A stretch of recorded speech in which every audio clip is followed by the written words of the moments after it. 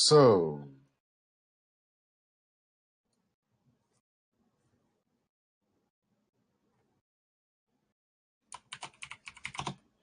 first thing you know is your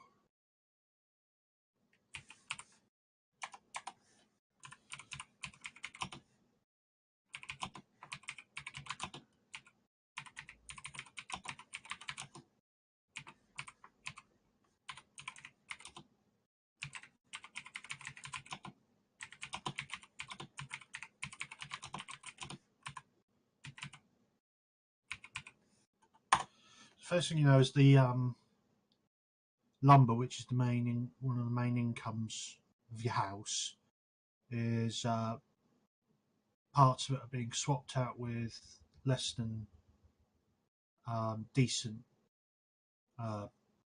materials, and you found that out because a buyer of one of your materials, the house's liege lord, has had an accident caused because the wood he was using for framework collapsed under the weight of the building he was making and caused injuries.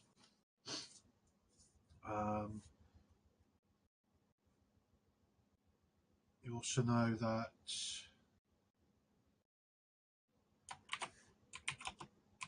the bandits are being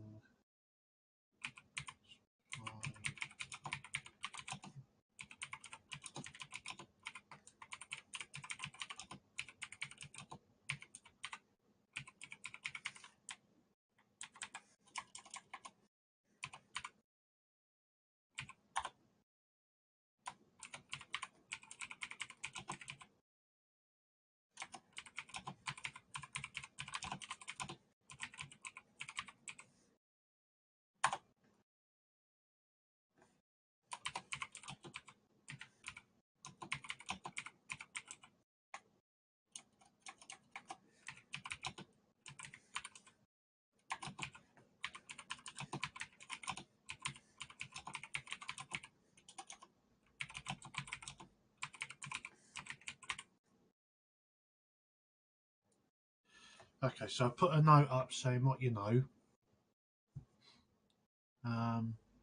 You all agree with that? Mm-hmm.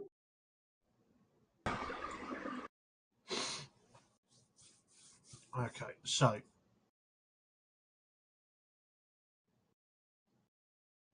I believe the only lead you guys have got left is to speak to the master of the lumberyard, who you were going to speak to, but you kind of got distracted by the ambush of the bandits, which sort of let off a chain of events where you found out that they actually probably know more about what's going on in the hold and within the house than you expected. Yeah. So, I've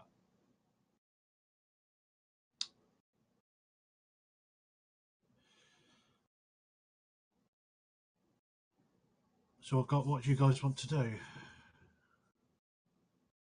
Well, somebody has to go over there to deal with the lumberyard. Someone does need to speak to them and find out what the hell's going on. the question is, who's going to do it?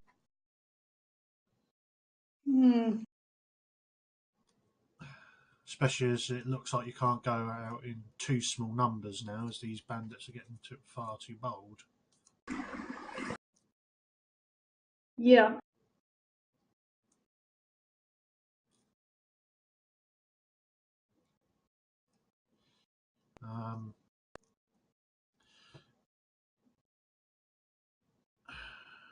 Yep. Yeah. Well, I'm just going to also add that it's been being left in your hands to deal with, because Lord Edwin, he's having to placate his liege lord, and also send ravens to other people that he supplies timber to, for what as warning. that they need to check the lumber before they use it. So he's busy making sure that, no one marches an army over the border to basically get their money back or whatever. Or, someone decides to talk to Lord Stark and have him arrested. Does sound like something that the Lord's eldest would be doing. Elwick will probably go by with himself. You're going to go by yourself?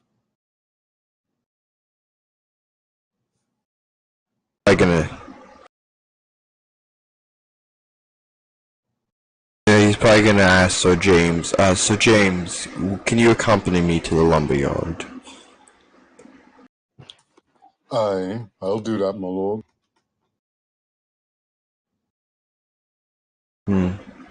Should we bring more than just me and you, Sir James? Don't worry, I think me and you will be just plenty. Well, let us set out. What time is it? I think you came back about noonish. Set off first thing in the morning. All right.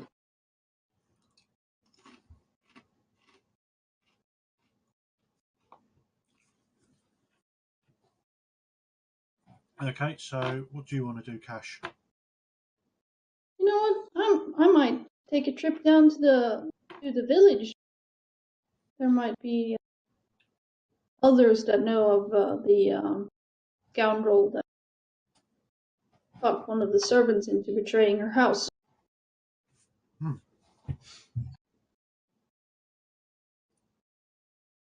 What's his name?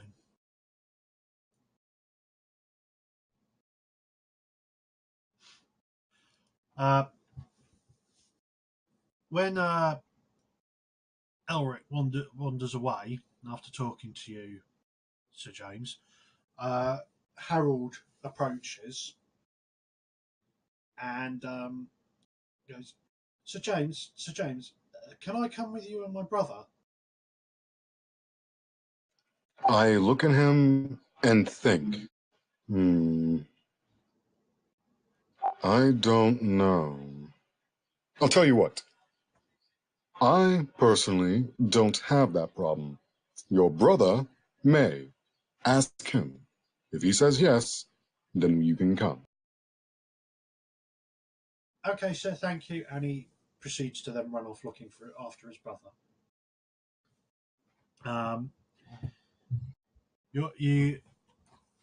As you're walking through the hall, Elric, you hear your brother shouting your name behind you. Who is it? It's your brother, your youngest brother. Doesn't know that. You don't know you have a younger brother? Younger brother, but he doesn't know that his younger brother. You're telling me you don't recognize your younger brother's voice? He doesn't know that I have the same sounding voice as him. Well, he's calling you by his first name for one. Not many people would actually do that. Oh, little brother, and he tussles his hair. Would you stop doing that? And he sort of like pushes your hand out of the way and he goes, I've got something serious to talk to you about. So James says he's all right with it, but I need to. With what? But I'm getting to it. He's all right with it, but only if you agree to allow me to come with you to the lumberyard.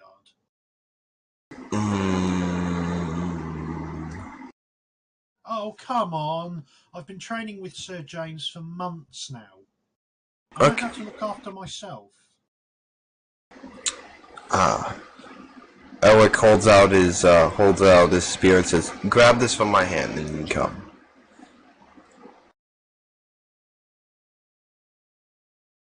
Do is take the spear from my hand.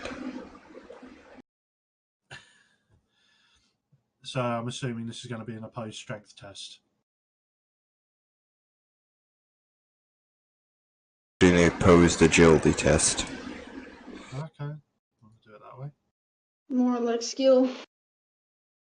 Well, technically, it could be opposed by different things, but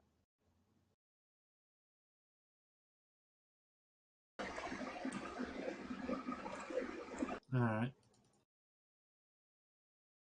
So he looks at you confused and goes, "Well, all right then," and he tries to grab it, but you pull it out of his way just before his hand, just as his fingers sort of graze it as you pull it out of his way. Just hands it to him and says, "You should have just asked me for the spear."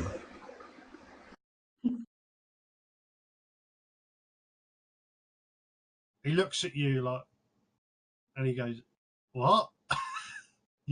you told me to take it out of your hand." I didn't say try and grab it out of my hand. I said take it out of my hand. That sort of implies. A lesson here. He looks at you and goes, Not everything can be solved by punching it or trying violence. You sound like Maester Rolo. You know that, right? Little brother, and he tussles his hair. He sort of like gives you like this sort of evil eye, but doesn't say anything in case you change your mind. And he goes, "Thank you, brother," and sort of stomps out. You do know he hates having his hair tousled. Little sister, he does it anyways.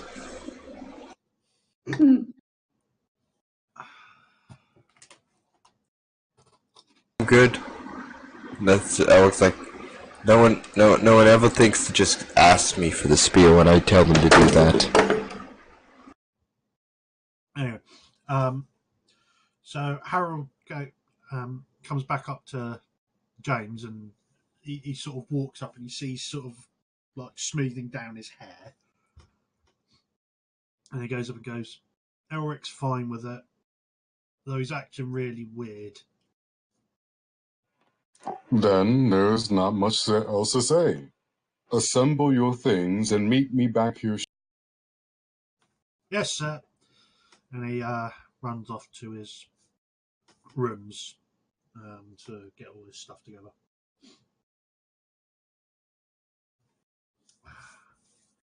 I'm assuming you'll get everyone else is getting ready for this trip. well, everybody's going. He's going to the hamlet. Who's going to the hamlet? Isabel. Going to Yeah, the hamlet. Not coming with. Yeah, I'm assuming you're getting all your, proper clothing, like a riding dress or whatever.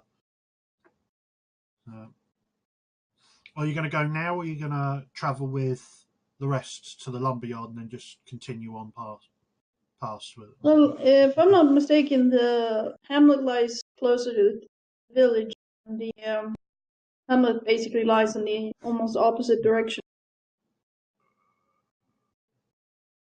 So,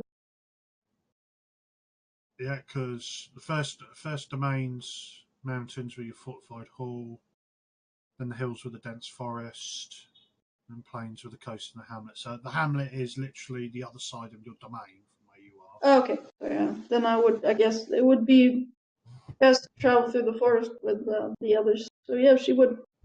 Okay. And because there are bandits and shit out in the forest, and you don't know if you're going to get ambushed, you'll probably pack armor. Yeah. Wear armor. Armor-wise, let's see what you've got in the armory. She has shit.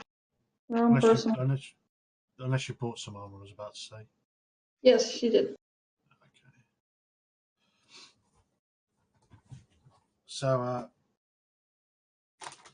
next morning, after you've broken your fast, everyone's in the yard. So it's Sir James, Harold, Elric, Isabel. Are you taking any guardsmen with you?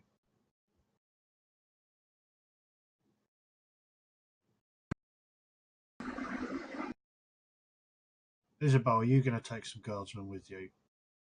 Yeah, I probably will. How many? About 5. There's no point Alright. in it. We're just So traveling to the hamlet. five of the house armsmen are also there. So start on your journey. Start your trip. So Lumberyard's only about 3 or 4 miles away, so it's going to take about an hour, 2 hours, something like that. But it's still the morning when you arrive. Everyone's already busy. You can see the men coming out of the woods with their stots pulling the felled trees down into the sawmill, which is directly on the river, powered by a water wheel. Probably about 20-30 men working. Easily spot the yard master. He's standing on the edge of the sawmill, shouting down at the men filling a wagon with cut timber.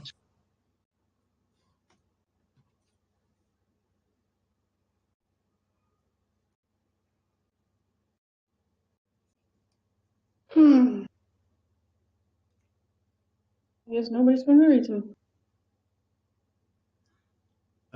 Sorry, what was that, Cash? Well, she'll turn to Elric and go, well, I guess this is where I head on, and you, my brother, stay.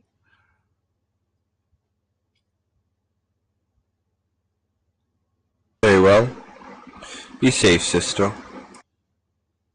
You too. And with that, she heads on out with the 5 men. Yeah, they follow you. All right, so what's Eric and James doing?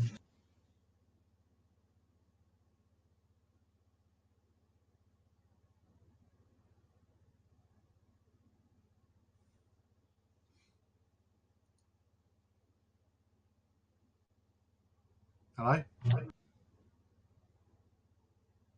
I'm gonna go talk to the the guys in charge of the lumber mill, yard master.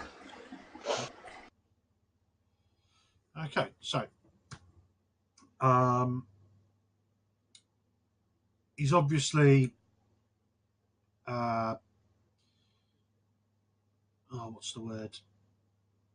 Stressed. Disgruntled? Yeah, disgruntled and stressed. He's sort of red in the face and he's swearing like buggery to everyone. And then when he spots you out the corner of his eye, Eric, he goes, "What the fuck are you doing on my fucking yard?" And then he spots you, tabard with the house sigil on it and goes, "Oh, I'm sorry, my lord. Didn't realise who you were. We're a bit behind on orders." I realize that. And he sort of like nods to, sort of like he looks a bit sick at the moment now that he's sworn at you. You did hear him as you were leaving, so even when you turned a corner, you could still hear him shouting. I'll pretend I did not hear that. Thank you, my lord. I'll be down in just a second. And as he starts it, he notices everyone staring at him and goes, "What the fuck are you looking at? Get back to work!" And they all basically rush off and get on with their work. And you hear, as he's stomping down the steps to you, you like go, "Fucking lazy bastards." What people are hiring. Sorry about that, my lords. How may I help you this day? We have a problem. Well, several problems. Don't we all, my lord?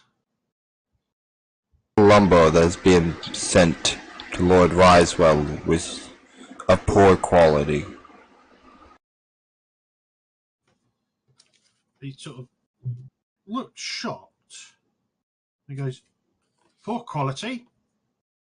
It can't be. We don't have enough orders for us to have any chance of having to force poor quality on anyone.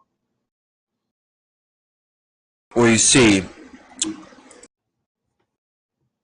some bandits may have gotten a hold of some of the wood and switched it out with poor quality wood.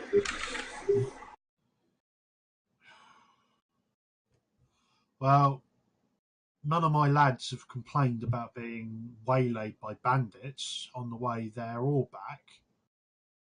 So it doesn't say they can't be accepting coin from them, but I don't see why bandits would need wood. They live in a fucking forest. Oh, that's why we're here. We're assuming. I look around. Can we talk in private? Yes. And he points to a sort of like hut, shack thing. In there's where we keep all the tools between shifts.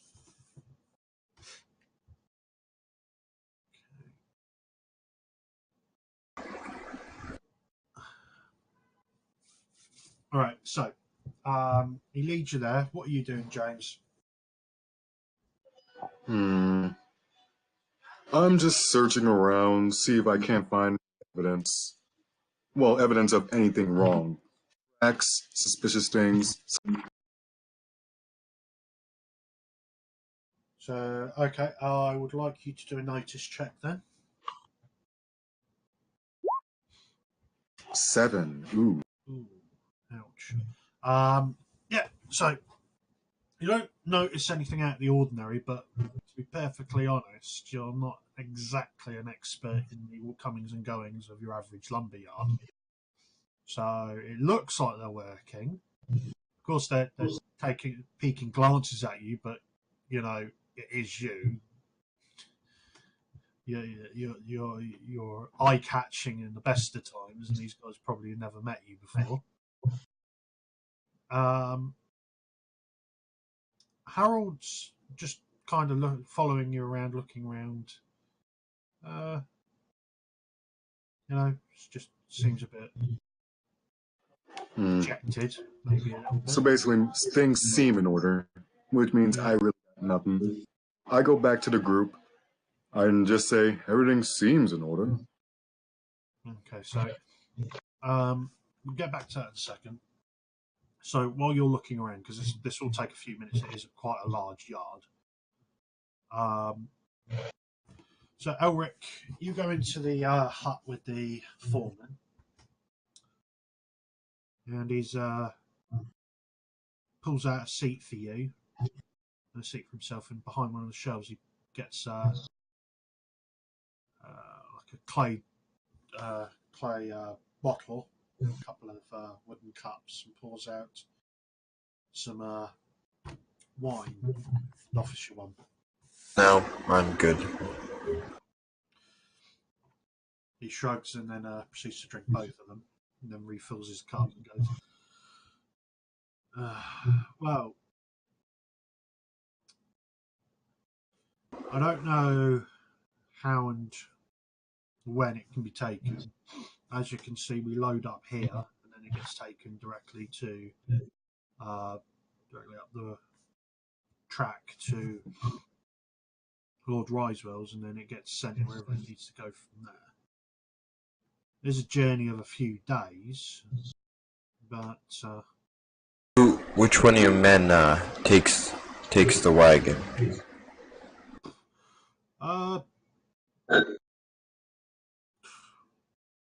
It's not.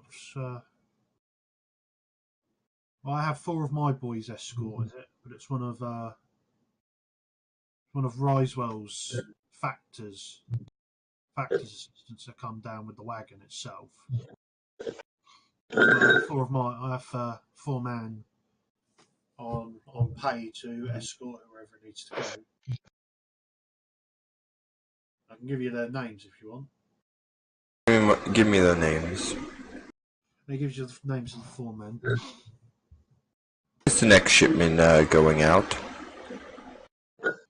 Well, as I said, my lord, we're a little bit behind. It should have gone already. But we are almost finished, and it'll be going. If I have anything to say about it before we go first thing in the morning. Do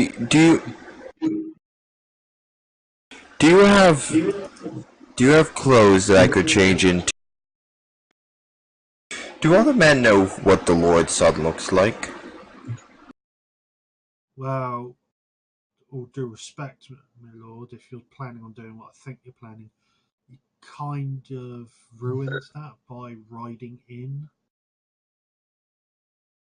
You know, my lads may be simple lumberjacks, but they're not blind, unfortunately. Well, they were blind. I don't have an excuse to get rid of them and hire some decently, but... Yes, that is a good point.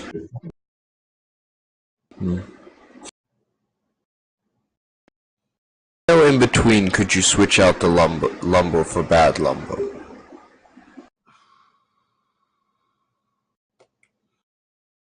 To be perfectly honest, anywhere really. Your Lord Father does send enough men to make sure that those sons of bitches in the forests don't have a chance to actually burn anything or attack anything, but there's a lot of land he can't cover. And then, of course, as soon as you pass the border boundaries, it's someone else's problem, and if they're helping, then we're only about 2 miles from the border.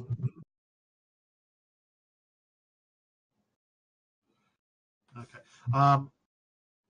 Brent, I want you to make a empathy test, please.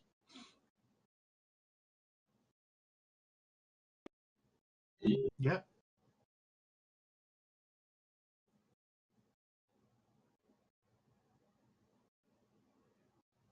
Man with me? I don't know, is he? With me. Okay. So, yeah, if you want him to bring him into the hut, the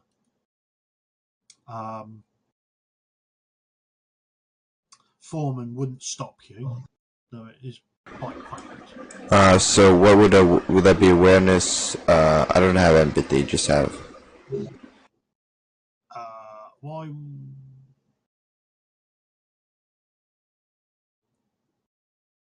So, hold on. Why would Lan be able to use empathy? Because I know pretty much everything Lan knows. Hold on, let me have a look at Animal Cohort, because it's not your warg thing that's doing that, is it? That's doing that. What the warg dreams?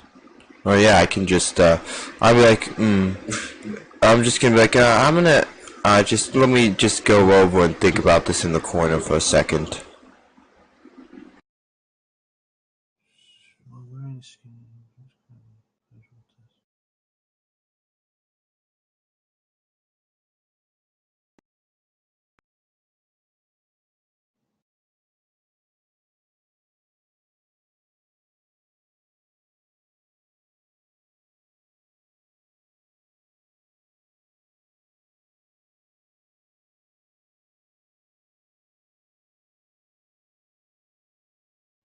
I forgot this character was not a full-blown warg.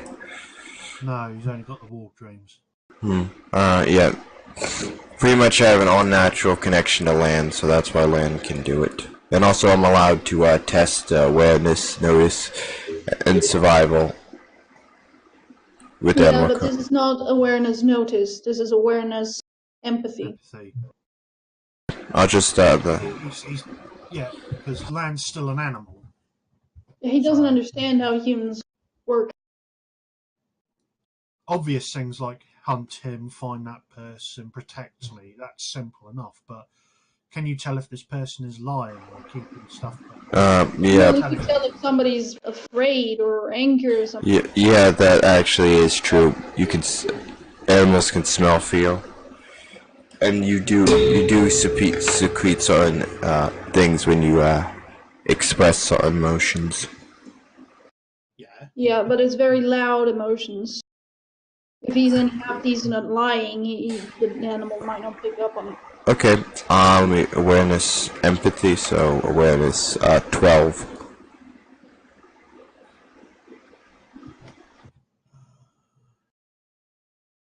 God, I did have it here. Where was it?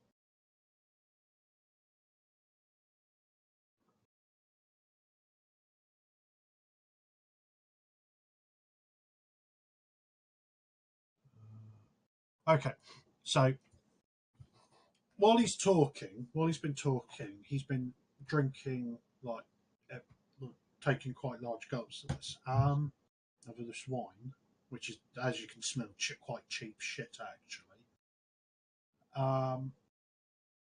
You do notice that he's actually looks quite worried, more so than you'd expect for someone who's got his lord's son breathing down his neck. Worried about? You seem not well. Uh, no, it's just these are dire tidings you're telling me, my lord. Did you sort of just keep staring at him? I stare and goes, you better not be lying to me.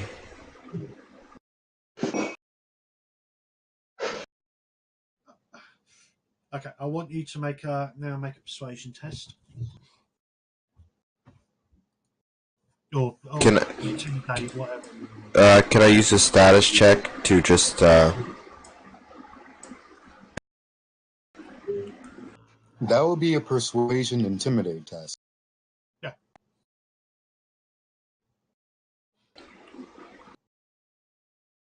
do? Yeah, he's just said persuasion intimidate. Oh, wait. But can you roll status to basically pull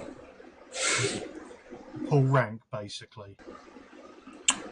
No, Yeah. that would be more like something like the commanding is in the warfare section.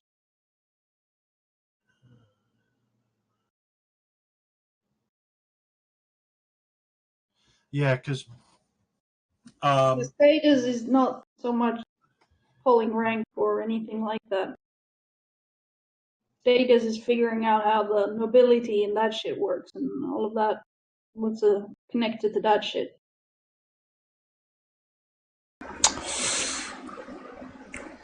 Yeah, I guess I'll roll persuasion. yeah. So I'll call it a persuasion intimidate because you sort of basically like going, you better not be lying to me. I want to assist him simply by when he says, "You better not be lying to me." Well, you're not back yet. Just stare at him, like with that death glare Yeah, of, "Oh, that's fine, James. is Sir James about to have to fuck up a bitch?" James, that's fine, but you're not back yet. Alex Okay. also says, because if you're lying to me, the last man who lied to the Lord, well, me, ended up being fed to a shadow cat. Okay, so roll the test.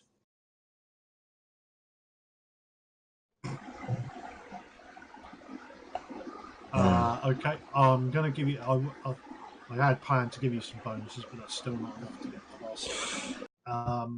Can I spend a destiny point to roll another die?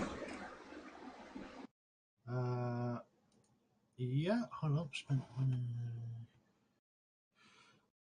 Gain one bonus die, convert one to a test die, remove -1 die, so take an action.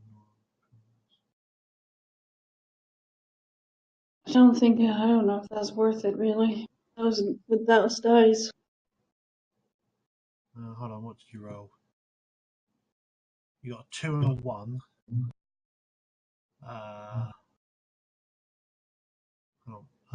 Hold on, let me just have a look at your character sheet.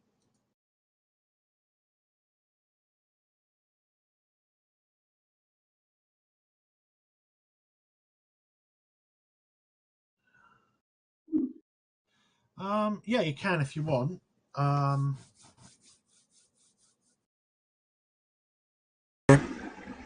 gonna spend a bonus. Spend it. Yeah, just roll another d6 and see what you get. Aha, that's shit. Okay.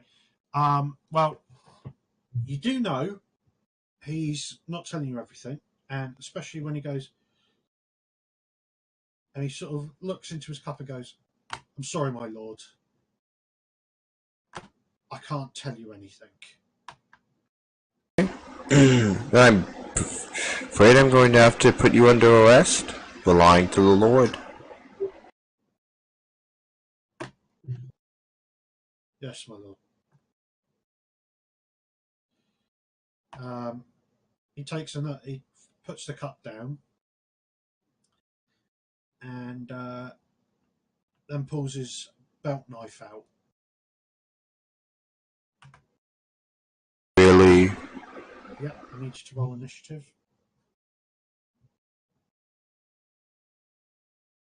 7.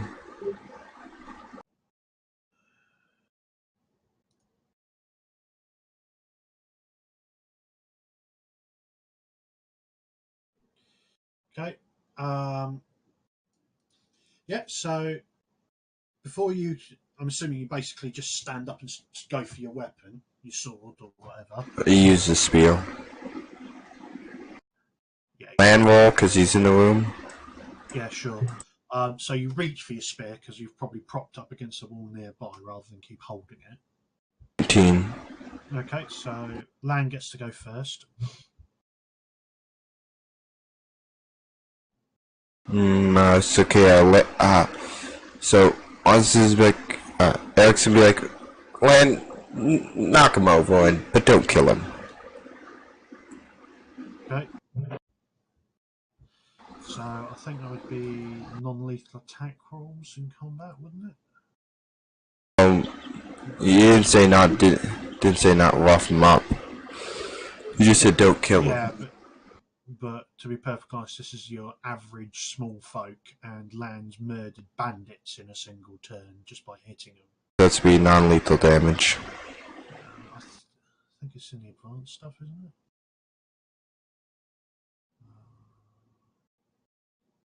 Attack modifiers, moving targets. Alright, well, I'm going to give him like a -2 to his test. I'll try and find where this actually is, but to sort of represent that he's having to be more careful. And he can't. Well, as long as his weapons aren't vicious, he can choose what to do with them once he defeats them. Oh yeah, that's the rule, isn't it? Yeah. The land's not going to bite him because I'm pretty sure bites are vicious. Narrator.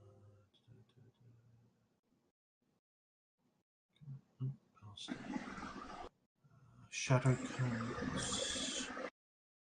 Yeah, if he just hits with his claws, it should be alright. Okay, so 11. Oh yeah, easily. So it knocks him to the ground and basically claws at his arm. Basically, you sort of figured out that the steel fangs that you two legs carry around is the most dangerous thing. So he's decided to make him let go of it. How much damage is that? Shit, I should have written that down. What's your weapon? Oh no, it's the shadow cat. Claws do 5 damage, and he didn't get any. He didn't get any degree success, to be perfectly honest. So he's just done 5 damage. And that's the end of Land's turn. Okay. Though Land's trying to go for the knife, the foreman basically, screams, of course, when the giant shadow cat hits him. But instead of trying to stab Lan, he tries to stab himself. So usually it'd be just like you can't really miss yourself, but I'm gonna have to roll a test because he's got a fucking shadow cap on him. Athletics, strength. No, it's still going to be an attack, but I'm going to give him some negatives because he's having to deal with. He's got land on him, which even with that roll, he basically just stabs himself in the arm. Does like a flesh wound, but he's obviously trying to stab himself in the heart. Elric's just gonna pick up his spear and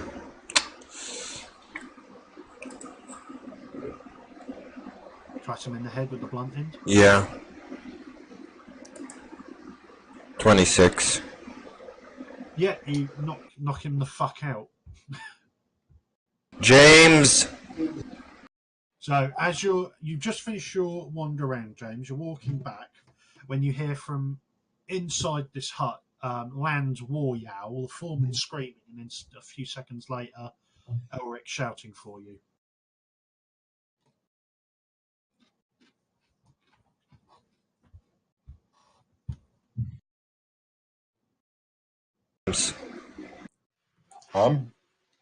Sorry.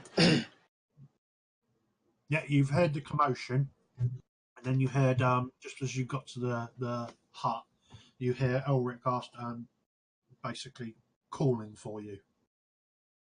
I start running, and I urge my squire to come along. Oh, he well, trying to keep up with you. You've got fucking longer legs than he has. I'm assuming the door doesn't stop you, and you just go through it.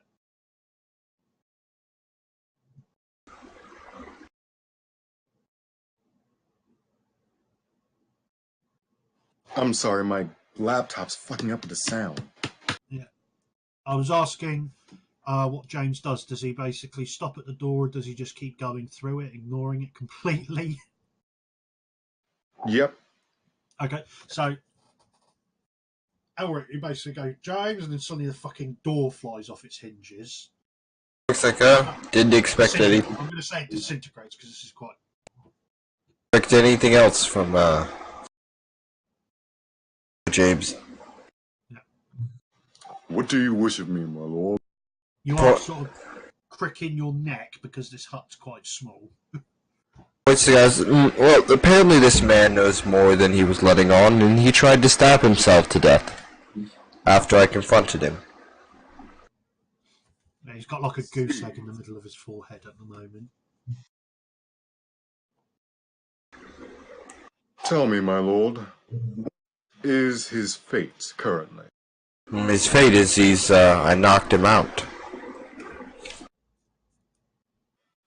Then we should probably take him back to the prison cells.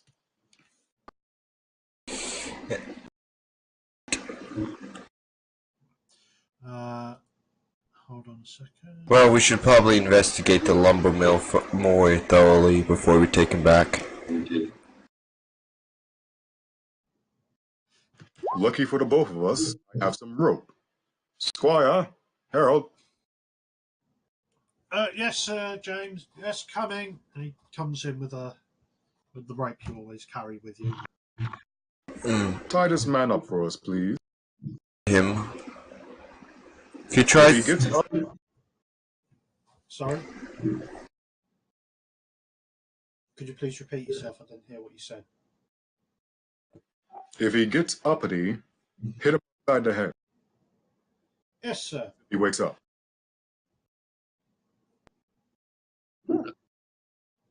Needs to be uppity. Stab one of his eyes out. Harold looks at you shocked and goes, wait, you're serious? I'm kidding. Harold sort of looks at you quite strangely, then continues tying up, and he's sort of giving you sidelong looks.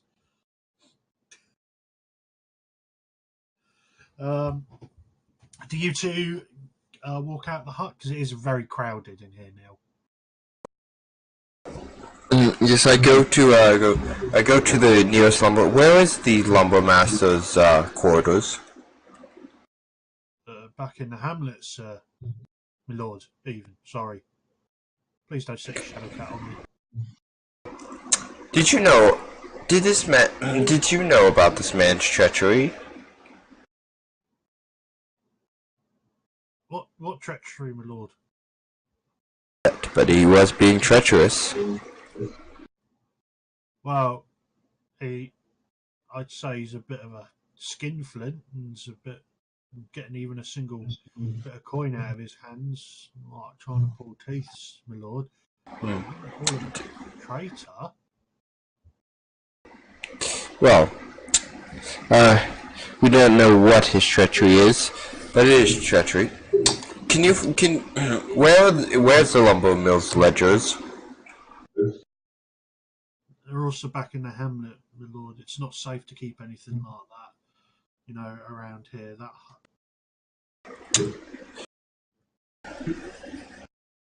3 men.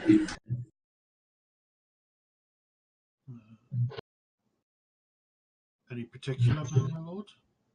The 3 most trusted men. All right then.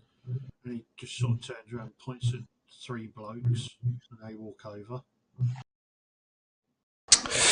These are sort of older men, but they're all probably about. One of them's almost as broad as Sir James, but hasn't got the height on him, and the other 2 still have quite, One of the lads told me you were trustworthy men. They all sort of nod.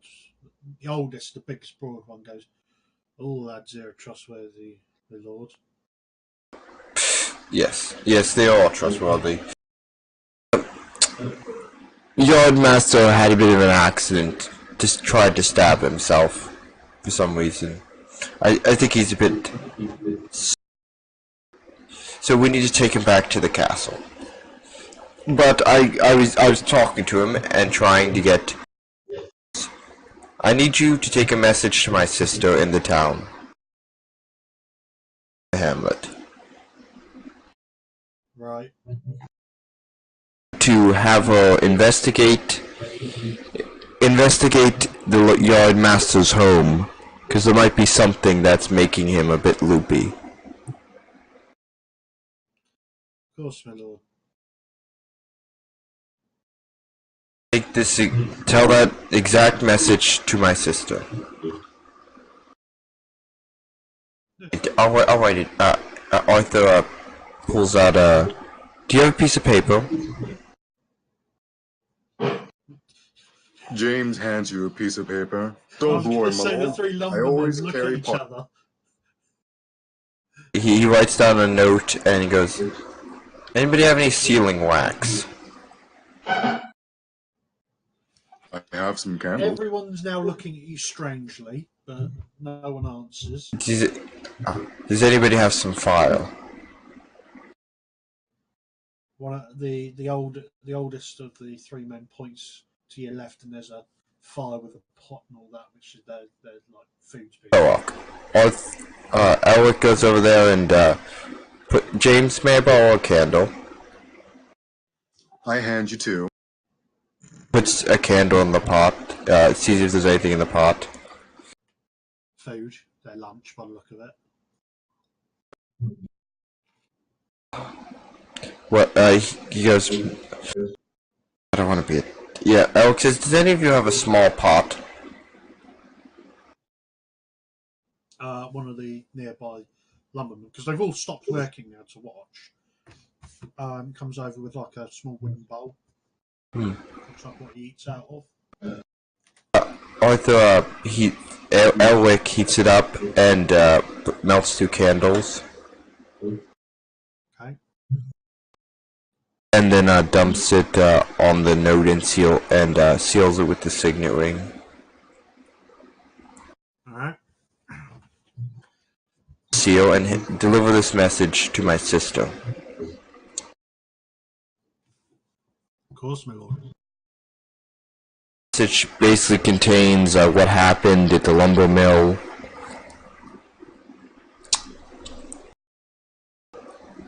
And Arthur says, that bowl's probably filled with wax. He tosses a silver to the kid who, the boy who brought him the bowl.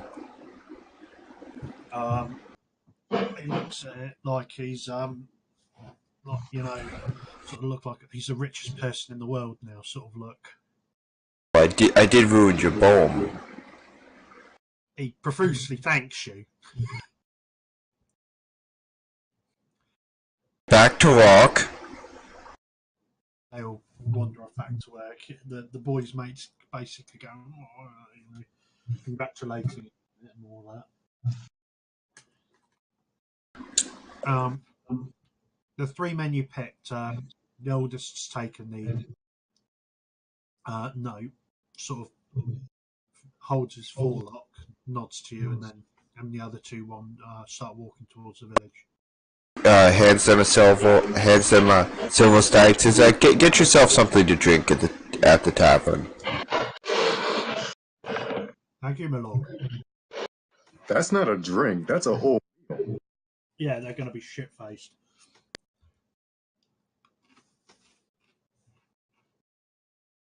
But anyway, so they leave, and I'm assuming you plonk the foreman on one of the horses behind someone, and then ride back to the holdfast. Yep.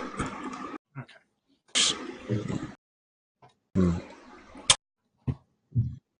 Talk to the guy who's going to give the. Before the delivery goes up, bring it back by the holdfast.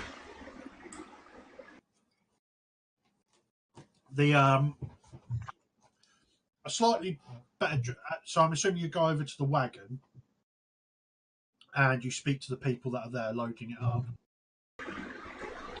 Okay, there are four guys there. They're wearing sort of like gambesons, and they're carrying like clubs, axes. Obviously look like guards. And there's a fifth gentleman. Obviously has never sung an axe in his life.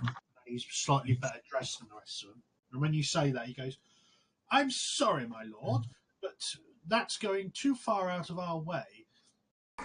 Remember, your lord father has already delivered a subpar, and this needs to be sent to your daughter as soon as. Is this Lord Risewell's land?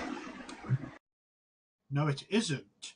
But your father promised a delivery of premium timber, which you failed to do so. Now his construction efforts are behind, and we need. Yes, I understand. I am deeply concerned about Lord Risewell, but the last timber was interrupted and replaced with bad timber. It was not. Would you? Who are you, my lord? I am Lord Risewell's foreman. I'm an assistant foreman to Lord Risewell. A lord? No, I am not. But I've been given the authority of Lord Risewell to get this timber here. And I intend to have it get there in one piece. So I will have it brought to the holdfast, and I will escort it personally.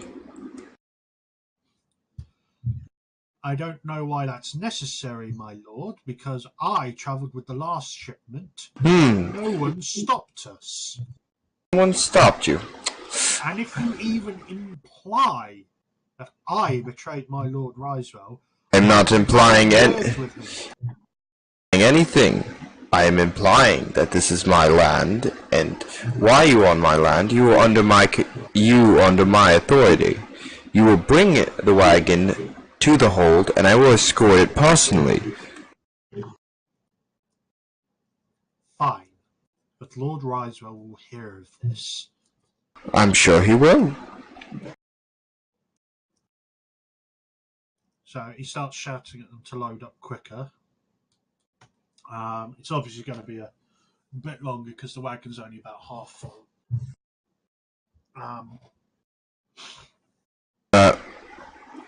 Alex back to Sir James says, I did not mean to be rude to Lord Risewell's representative, but I don't trust that man. Yes, I wonder why you don't trust him.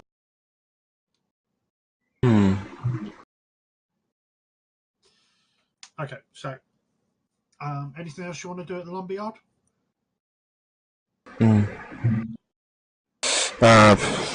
Just ask round about rumors. Typical stuff, fancy small folk talk. They mentioned a rumour that apparently some of the Lord's men were attacked a couple of days ago.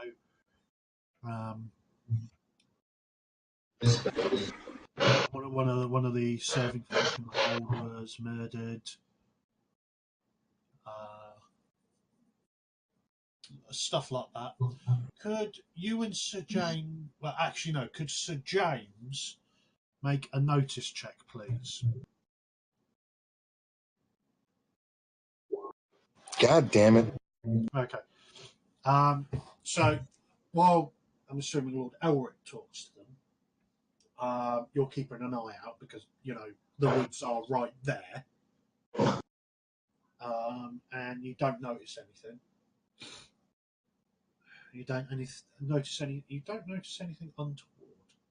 And make an awareness check. Yes, he can make a notice check. 3. Okay.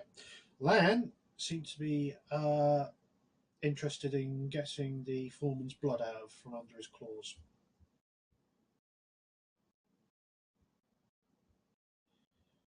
His ears are swiveling round, but he has nothing's apparently bothering him.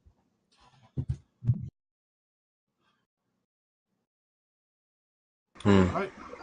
So I will now jump to Cash and her little group. You arrive in the hamlet. Probably only about 20 or 30 houses. No, probably less than that. About 20 houses. A couple of small farms just to feed the people there. Small, fishing. One small dock for fishing boats that go out, and a small inn. So your typical hamlet, nothing really special about it. Well, apart from the fact the Lord's daughter's just arrived, and people take notice of that. So you're being stared at by a lot of children, the women. Not many men, apart from really old men, are there. But most of the work's either on the fishing or in the lumberyard, so that's probably where they are.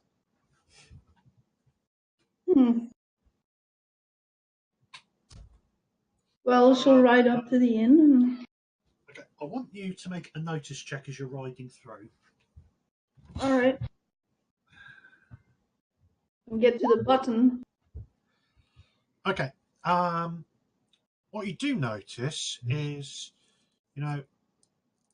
everyone's a bit, on the quiet side. It's still hustle and bustle, but when they see you, they sort of conversations kind of stop until you sort of rode past, and then they start talking again. That sort of thing as you're going through.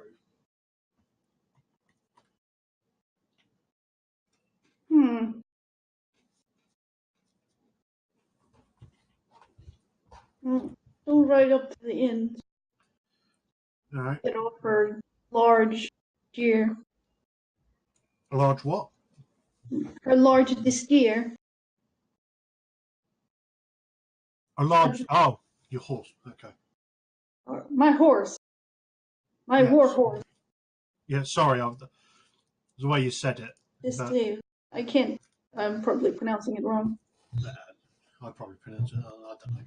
Okay, so there's no actual stabling, but there's just simply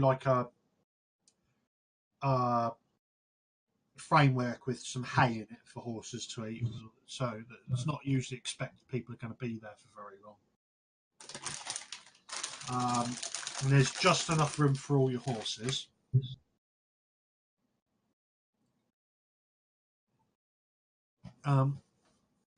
As you're dismounting and sort of tying the horses up, quite a plump middle-aged woman comes out, going. She spots you, curtsies, and goes, "Oh, I didn't expect you. I didn't expect to have the Lord's daughter arriving. Please, please come in. Have anything you want." And she's curtsying, the whole 9 yards. Yes. Basically, when you go in, she offers you the best seat after turfing the blokes that were sitting there out, basically to nod off and do some work. Like cleans the table off and even the benches with the wench's help, and then goes, "What would you be liking, you and your brave men?" And she'll go, an ale would be nice. The men are looking at you and sort of like, or the sort of sergeant basically looks at you with his eyebrows raised, like, sort of like, "Can we have some?" sort of look. And she looks at him like, "I said we would like to have an ale." "Thank you, my lady." And so she shoes off the wench. They come back with a couple of big flagons. And some cups. You get the only pewter cup in the entire establishment. All the rest are either clay or wood. Mm. Would you be wanting anything to eat? We've just put a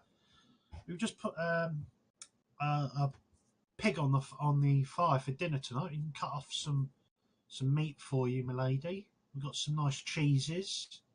You can have a soup prepared if you wish. No, I'll just have some dried meat for snacks. We've had food at the castle, so. Would you like some bread as well, my lady? Do you have some garlic bread? That would be nice. Oh, afraid not, my lady. But the bread we do have is freshly baked. Oh well. I thought you'd have some garlic left. Yes, the winter's been hard. Yes, it was winter's been probably a while back, but yeah. But no, I guess let's say just times have been hard. Yeah, times have bandits and shit. Yeah. So she goes, "I'm afraid not." Very well. So and then I would like for you to have a sit with us. I have a few questions. Unfortunately, I didn't come down here for your lovely ale. Oh, she curtsies again. "If you insist, my lady." I do. She waves at the serving wench, and they come back with some meat on a plate with some fresh bread and some soup and some bread for the soldiers, who start wolfing it down. And they're sitting at another table, nearby, but they're leaving you the privacy of your table. And the tavern owner sits down and goes, How may I help you, my lady?"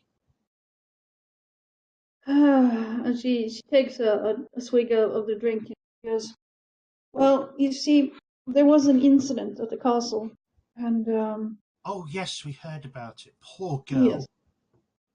Yes, and unfortunately, I have to find out if anybody else knew about the man that baited the young woman into doing things that she was better off not." Oh yeah, if I remember rightly, he was a was lumberman, wasn't he? Yes, which means he was most likely staying here. Sorry, this is just kind of out of character. So, Elric and James, you remember that? Well, Elric, I think James as well. He was there for the conversation. You remember that they mentioned that she was seeing one of the lumbermen, a guy called Gerald Benjin.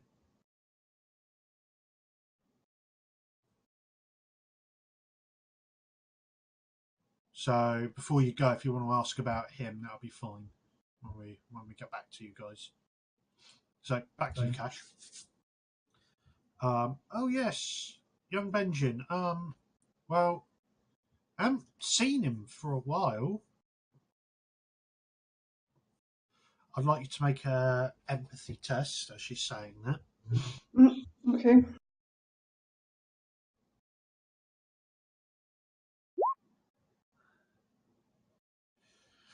Okay, obviously she's not telling you the completely everything. She's not lying to the best of your knowledge, but she's not telling you everything. She looks down on the cup and the mug and says, "Please, be honest with me. Tell me everything you know. You have to understand, the Liege Lord is coming down, and if this doesn't get resolved, this would be on all of our heads. Common folk won't be getting out of this scot-free. For the sake of the hamlet, please tell me everything you know." Okay, so I need you to make a persuasion test. Convince would be a good option for the bonus. Well, it's the way that It's still persuasion. Yeah, I know, but bonus die are great. Yeah, but I don't have any bonus. Okay, so I'm going to give you a couple of bonus because you did actually point out that Lord Risel's pissed, and they do know who he is. So she looks around, makes sure the wench is away, and goes, "I really wish I could." And she actually looks scared now. "I really wish I could help, but me and my husband were threatened, and they threatened that if we found to have told you or any of House Mouflon anything, they'd come and kill us. Mainly it was a threat to my husband, the mill foreman, but it was to me as well, as I own the inn, and I'm usually the person people talk to. I can't tell you anything, but please understand, my lady, it's not out of any sense of disloyalty, but your father's men aren't here all the time, and these men are. I can't tell you any more than that. They're already going to come in when you leave and start asking me questions about what you asked me. Then I've got children to think about, my lady. I'm sorry." And she actually almost looks like she's in tears. It's all right. All right. But I want you to send a girl, like you always do, every week up to the hold. With her, I want you to put down a description of every single one of them and their names. And I need you. Could you start again, Cash? Yes. Right. So basically, you're being quiet. Yes, she whispers to him. What I want you to do is I want you, with the serving girl that you send up every week from the inn, I want you to send up a way, tell me who these men are. Because I imagine she looks around and then basically goes, if you're willing to take my daughter into service, my lady, I'll give her all the descriptions. Very well. I can accept. That could also be a good explanation why you are here, looking for a new lady in waiting. Yes. I do need a new lady in waiting. I'm off to attorney in a few months. I need to have a lady in waiting to train. And your daughter does come very well recommended. I'm assuming you're saying this louder. She said, yes. Yes, she's a good girl. And she basically shouts to the back in probably a 13, 14-year-old girl comes out, the arms covered in flour and all that, and goes, comes over and curtsies to you. Goes, And Isabel looks at him, smiling brilliantly. She smiles back. Very well, go on, break the news. She nudges the young girl's mother. Charlene, you're all going to go up to the hold. You're going to be serving Lady Isabel in the holdfast. She's taking you into service, dear. Isn't that excellent news? And the girl looks at her mother, looks at you, looks back at the mother, and then she's got like kind of tears in her eyes, and hugs her mother, but doesn't say anything. You sort of get the idea that she knew about, the threats and all that. Mm. And that she's been sort of taken out of it, so she's kind of like happy she's away, but upset that she's having to leave her parents. Yeah. Sort of thing. Yeah, she knows that shit's about to get down, and yeah. So she hugs her mother. She's not basically, they suddenly burst into tears and they're completely inconsolable for the next few minutes.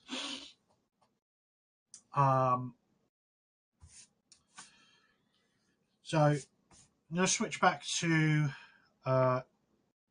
Elric and James. So, just so you know, you knew the name of the guy that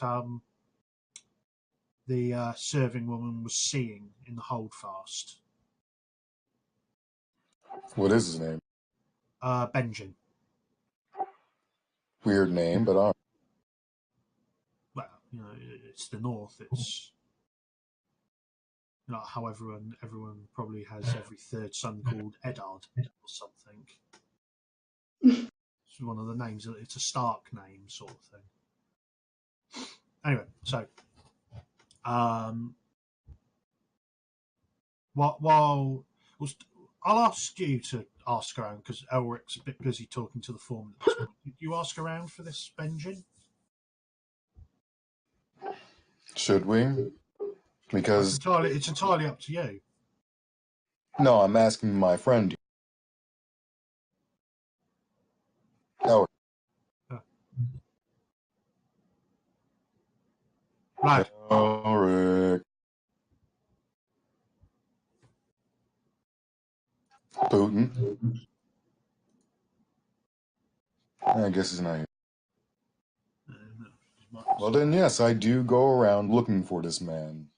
So you ask around. Best look for a tavern. Sorry? Nothing, go ahead. So you ask around and everyone says they don't know who he is. Never heard of him before. So I would like you to make a empathy test. That's under awareness, right? Oop. Yep. 10. No, to you they seem, honestly, they have no idea who you're on about. Never heard of him before. They've heard of a Benjen, but isn't he on the wall? Isn't he Lord Stark's younger brother or something? But when you sort of point out, no, I meant someone working here, they go, no one works here called that.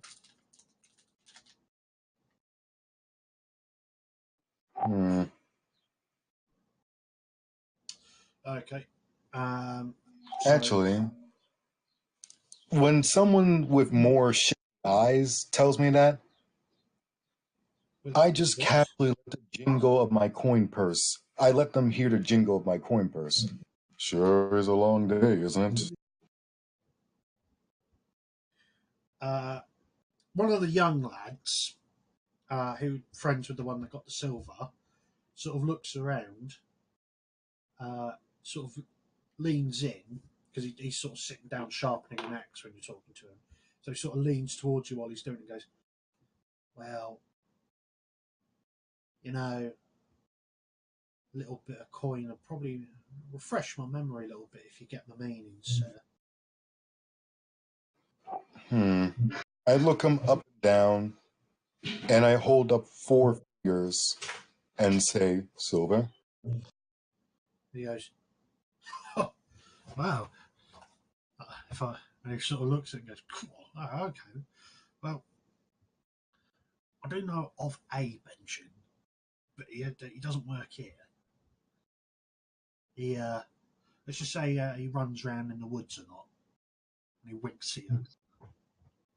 Ah. And I've seen him talk to the foreman a couple of times. Sort of really looking around now. And when he says that, a plan is forming in my head. Is there any way that you could get this Benjamin to a location included? Sorry, what? I'm asking if there's any way he can lead him out into a trap for me. Oh. Hold on a second, guys. Yeah? Can you do a couple of spots in a minute? Yeah, we'll do. He goes, you know when a tradesman starts doing the whole sort of thing? Yeah, I know what you mean. He's kind of doing that. And he's like, so he looks a bit worried when you mention it, but he sort of thinks about it. He looks at where your coin purse is and he goes, "Oh, I don't know. You know, it's dangerous, my lord. You know." And then, of course, everyone will think I'm a rat, and you know, probably won't be able to work here anymore. I'll tell you what. Do you know how to use that weapon? And he looks at this. Well, yeah, I know how to cut down trees. Wouldn't be here if I didn't. Well, I can teach you some more advanced stuff. Do this for me, and I will not only take you into my service, I let the gleam of a gold coin pass through my finger. So, Harry, because you're kind of cutting out, you're offering a gold dragon and service as what, a squire or something like that? Either as a squire or as a regular soldier that's specifically... Retainer, yeah. Yeah, my own personal. And he goes, his eyes are following that coin as it's going, as you're sort of rolling it on your fingers, and he goes, well, fuck me sideways. And that's literally all he says, and then goes, yeah, sure, I'll try. I spoke to him a couple of times. They sometimes come down and ask some of the younger lads if they want to join up.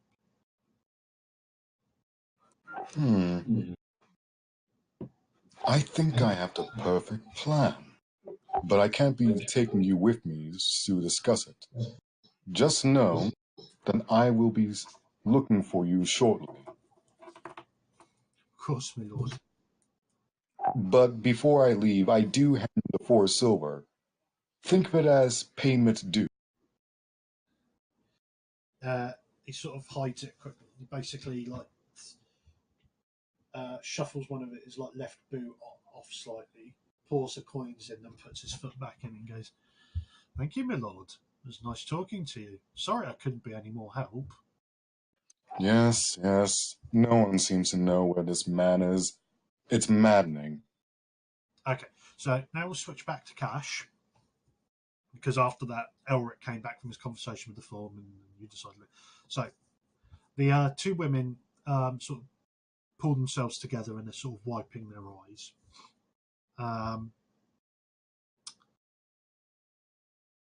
And what do you want to do now? Well, now I want to finish my ale and eat my dried meat. Okay, so they leave you to it once you sort of employed. You want to just finish your meal.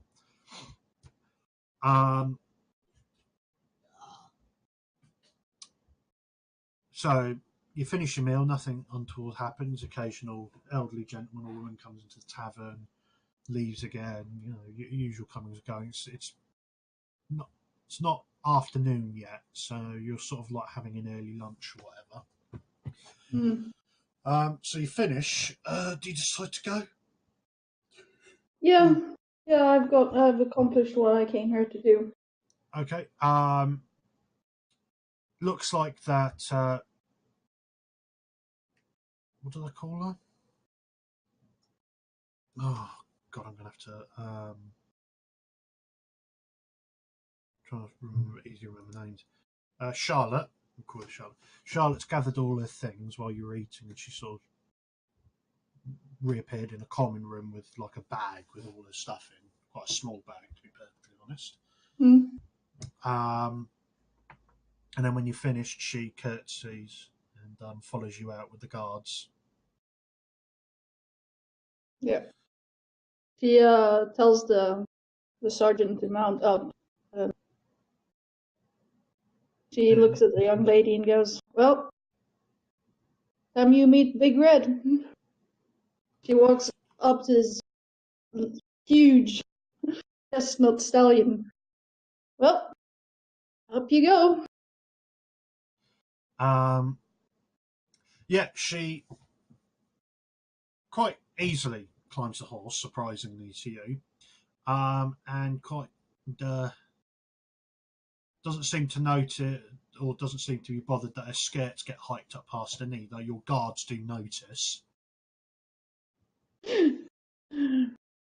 Right. And this is why I ride in pants. And then she hops up on mounts Big Red as well. She gestures for the large stallion. While you're watching climb up, and she's sitting, she actually did scratch Big Red's, like the back of Big Red's ear, a place he really likes. Yeah. So apparently she likes horses, which is always a bonus for someone who's serving you. And at that point, you start riding out. As you leave the hamlet, about 5 minutes outside the hamlet, on the way back towards the lumberyard and back to the holdfast, because it's the only path road thing. You see a man in the road in what looks like a sort of coat of plates, like a leather jack with plates sewn in, like a battered helmet on, with a very large axe sort of grounded that he's put his so he's resting on in the middle of the road. Quite old guy. He's about as broad as Sir James, but probably only up to Sir James's chest. So he's sort of like, if you imagine like what a fantasy dwarf would be, but slightly taller and with less beard. He does have a beard, and he's basically going, "Lady Isabel, good morrow." Yes. And who do I The guards address? have stopped and they're sort of looking around and goes, "Oh, nobody, my lady. But I do have a message from your brother." And he pulls from a belt pouch a sealed letter. You can see you're a bit of a distance away from it, but you can see the Elric signet on it. Though the wax has been broken.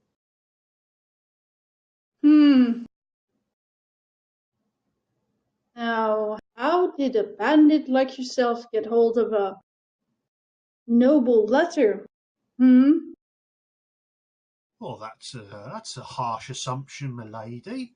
Whoever says I was a bandit? The seal is broken and your shoddy equipment. Oh, wow. To be perfectly honest, my lady, I am a messenger. Your brother handed this to me himself. But you broke the seal. I even read the message. I will admit, Which makes you a bandit. He just drops to the ground. No, it just makes me nosy. What makes me a bandit is the fact you're getting off your horse and you're coming with us. At that point, another 5 men sort of appear out of the underbrush. 2 have got short hunting bows, and the other 2 have got quite big axes as well. Well, I doubt it. Well, she looks at him and goes,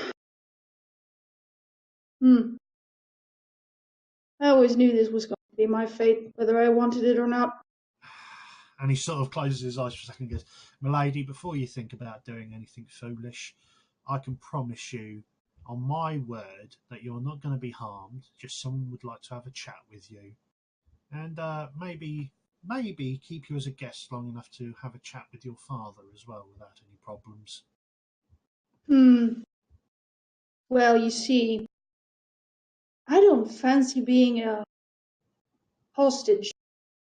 I prefer the word guest, and I would like to point out that you're the only one that's needed to come with us. Or I should say necessary to come with us. More than willing to take the others with us. But they're not as important, so to speak.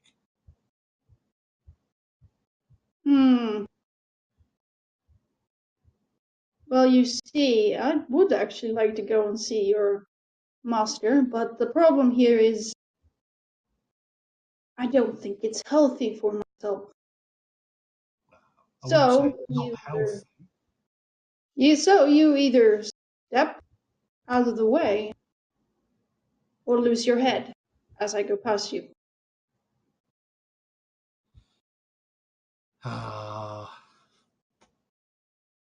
You know what? You're more like your brother than you think. All right, lads, kill the rest.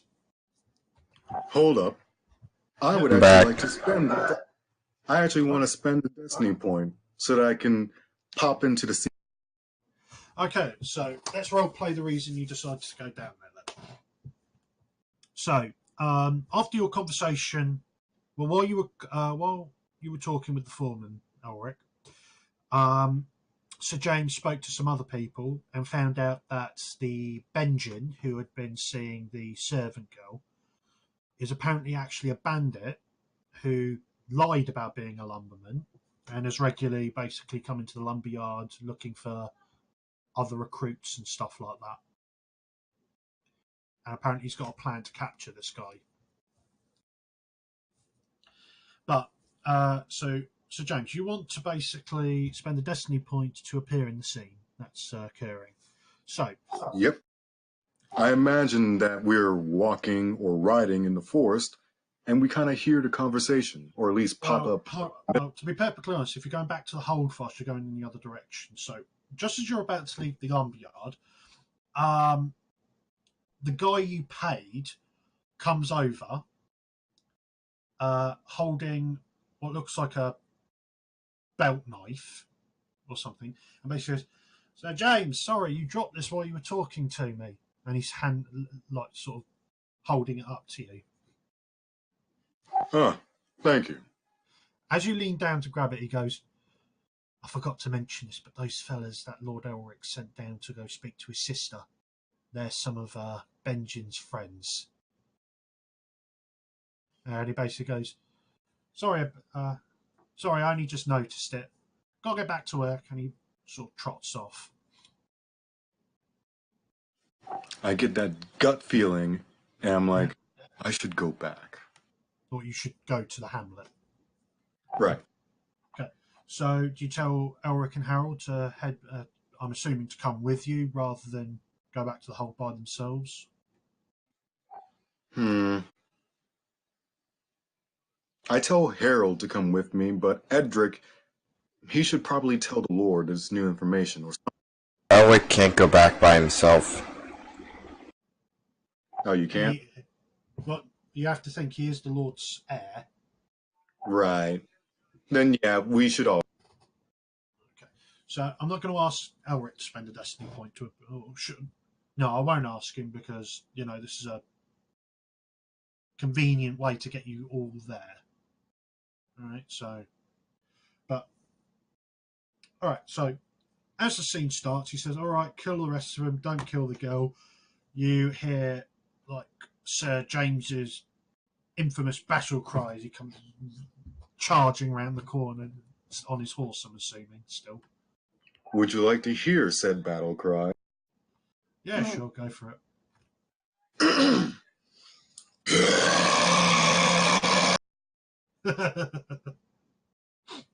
Okay, so the foghorn of doom, all right? No wonder you're fucking called the Titan. Because the Titan of Bravos does the same thing when ships appear. Whatever. Okay, so need you all to make a test. Agility, quickness test. Yeah. Initiative, basically. So Yeah. 16. Turn order. Where's that? 10. I'll get the turn order up.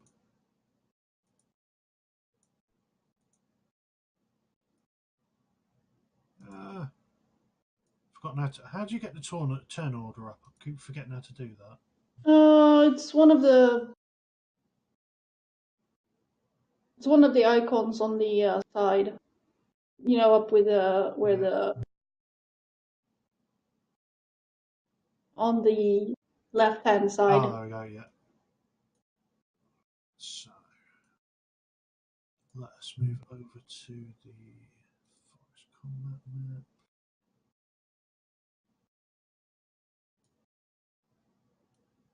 Okay. I need to drag all the players, don't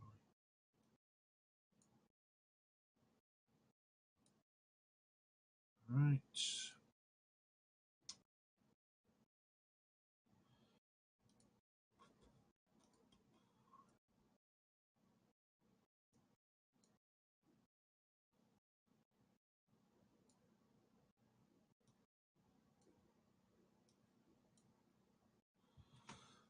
So one for each guard. Then we've got Sir James, Lan, Lady Isabel, Elric.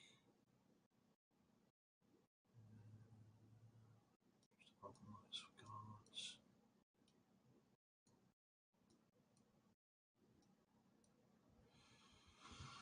Right, so I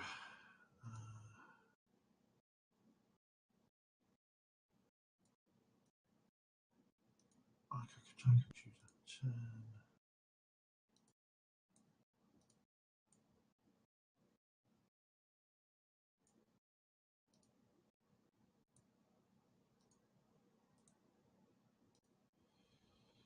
Okay, so who got what?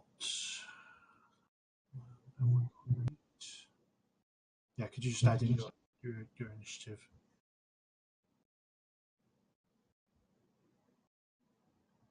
Have you rolled yours? Oh, you have cash.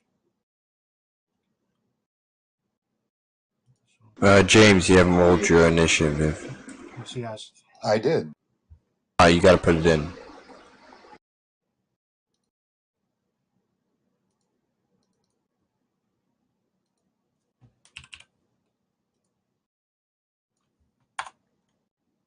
I'm about to whip somebody's ass.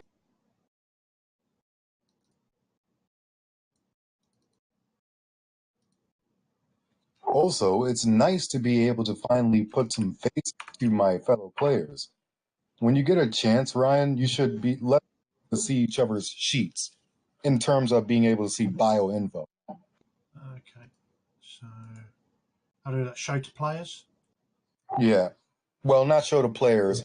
Edit and make sure that all players can see the sheets, but make sure that only the people who own the sheet can actually. Edit them. So,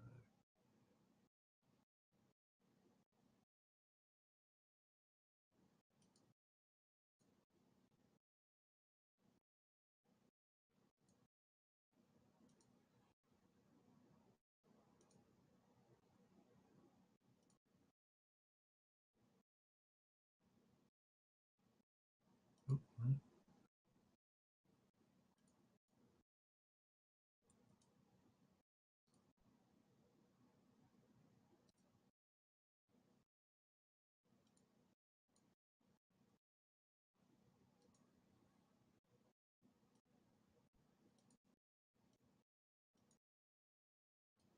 Right, can you see everyone's character sheets now?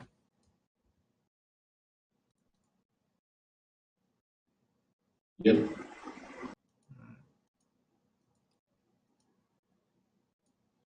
All right. So let's sort this by. There we go. So I think we need to change Land's name to Land the Lightning. Well, he's a shadow cat. Yeah. Okay, so.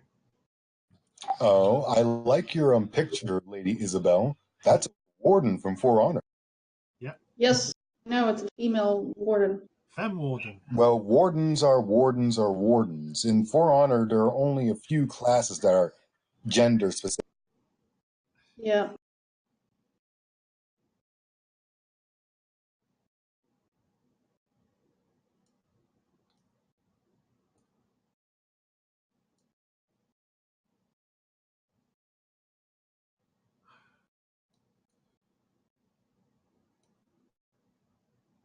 And just so we know, whom are our allies? Well, it's obviously the guy from Dark Souls. Yeah. Can't go wrong with the guy from Dark Souls. Yeah.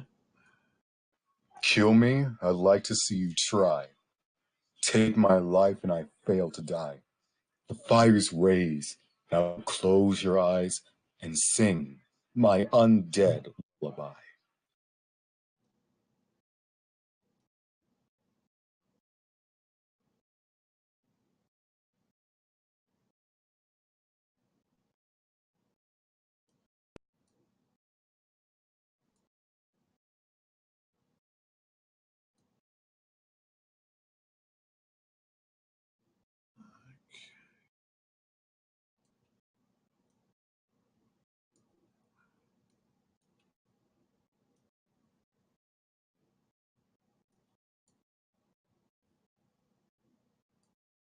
Okay, so this middle bit.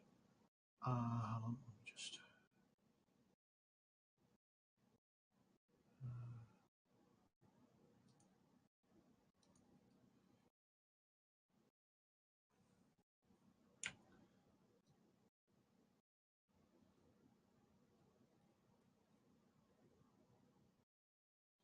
So that bit in the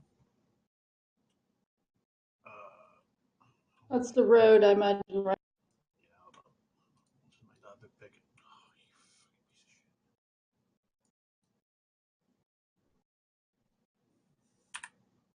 Oh fuck! Didn't mean to do that. Right.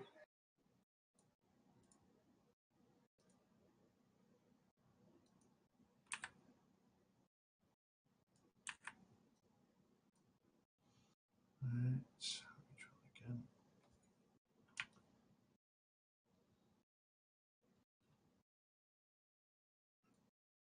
So that's the road.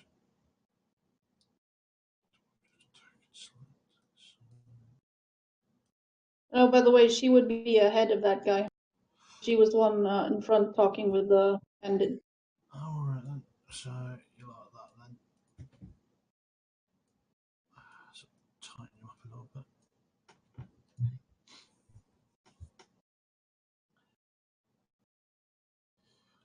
All right. So that the inside of that black thing is supposed to be the road. All that's forested. Mm. So first things first, land. So here's that the bandits turn around and go. The guy in front goes, "Oh, for fuck's sake!"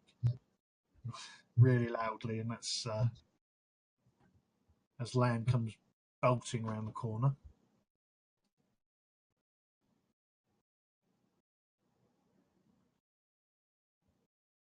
Land is gonna charge this guy.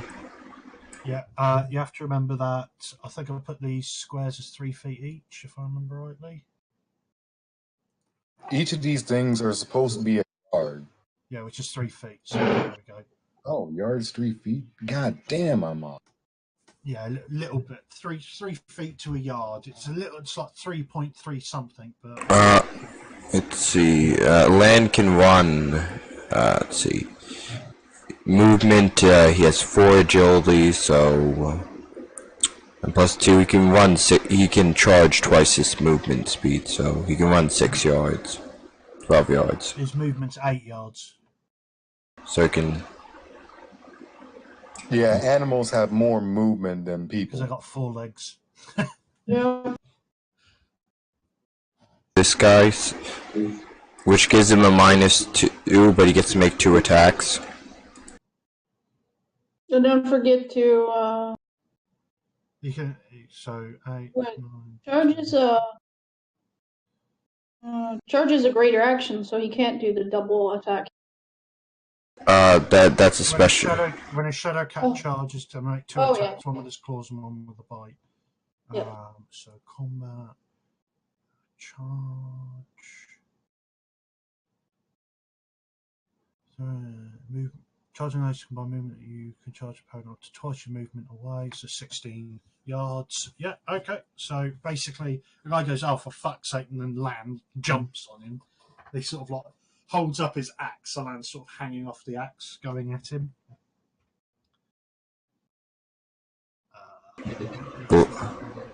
Combat defenses. Yeah, you get through. That's his bite.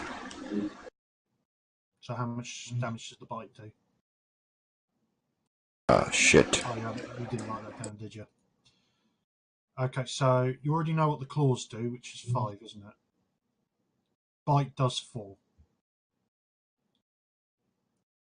So 4 damage plus 2 damage because he's charging. Okay, yeah. So he's bitten into his shoulder. And the guy goes, "Ah, for fuck's sake!" He's going, "Fuck, fuck, fuck, fuck." So now you do your claw attack. That hits as well, and that does what 5, 6, 7, and you're clawing into him. You're going, "Ah, for," you know, you're basically going, "Fuck, fuck, fuck, fuck, fuck," but he's not going down. End of Lan's turn. Okay. Oh wait, What? or no, mount. What about it? Did they go on my turn or they go on their own? They go on your turn because you're controlling it. Yep. Yeah. Hello. All right, guys. We're going to take a break for a bit because I didn't realise that it's raining and We've got washing on the line. So I'll be back in a sec. Just have a quick break.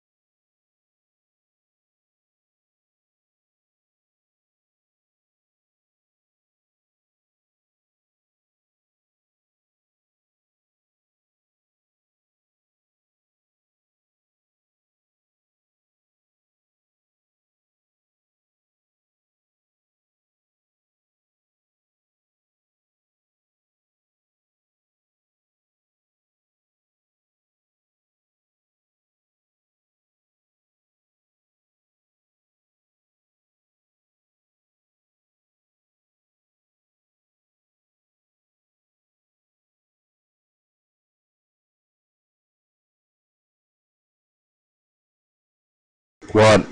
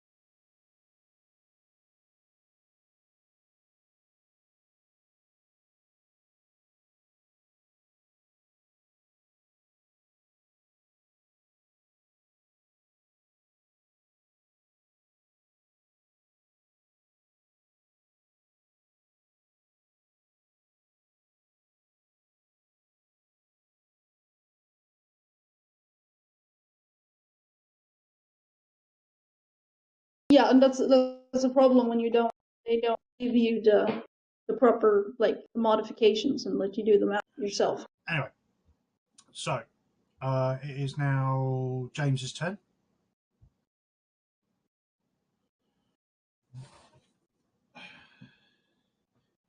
You're back, Ryan. Yeah, I'm back. Shall we begin? Yeah, it's your turn.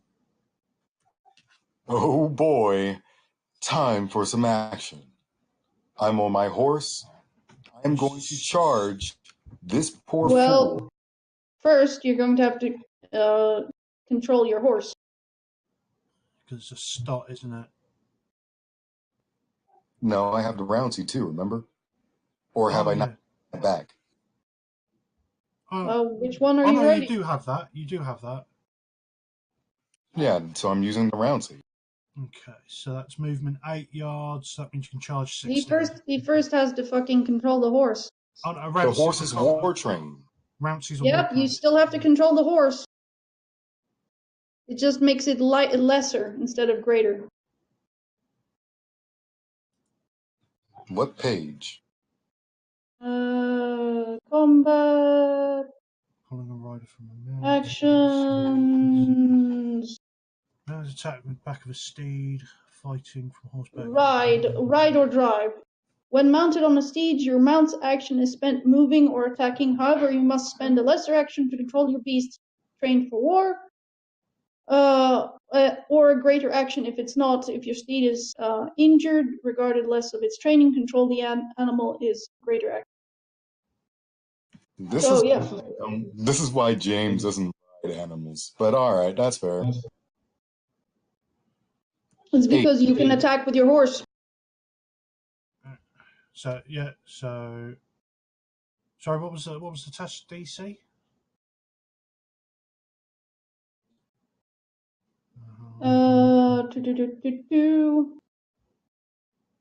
They don't give a test. Oh, it's animal. I keep looking for ride as a skill because I'm used to it like that. Animal handling. It might be under the skill itself. Cunning. Athletics. Animal handling. Oh, it's an automatic animal. Animal trait to bear rider. When you ride an animal that's not inclined to be ridden, difficulty to indicates getting control of the rider.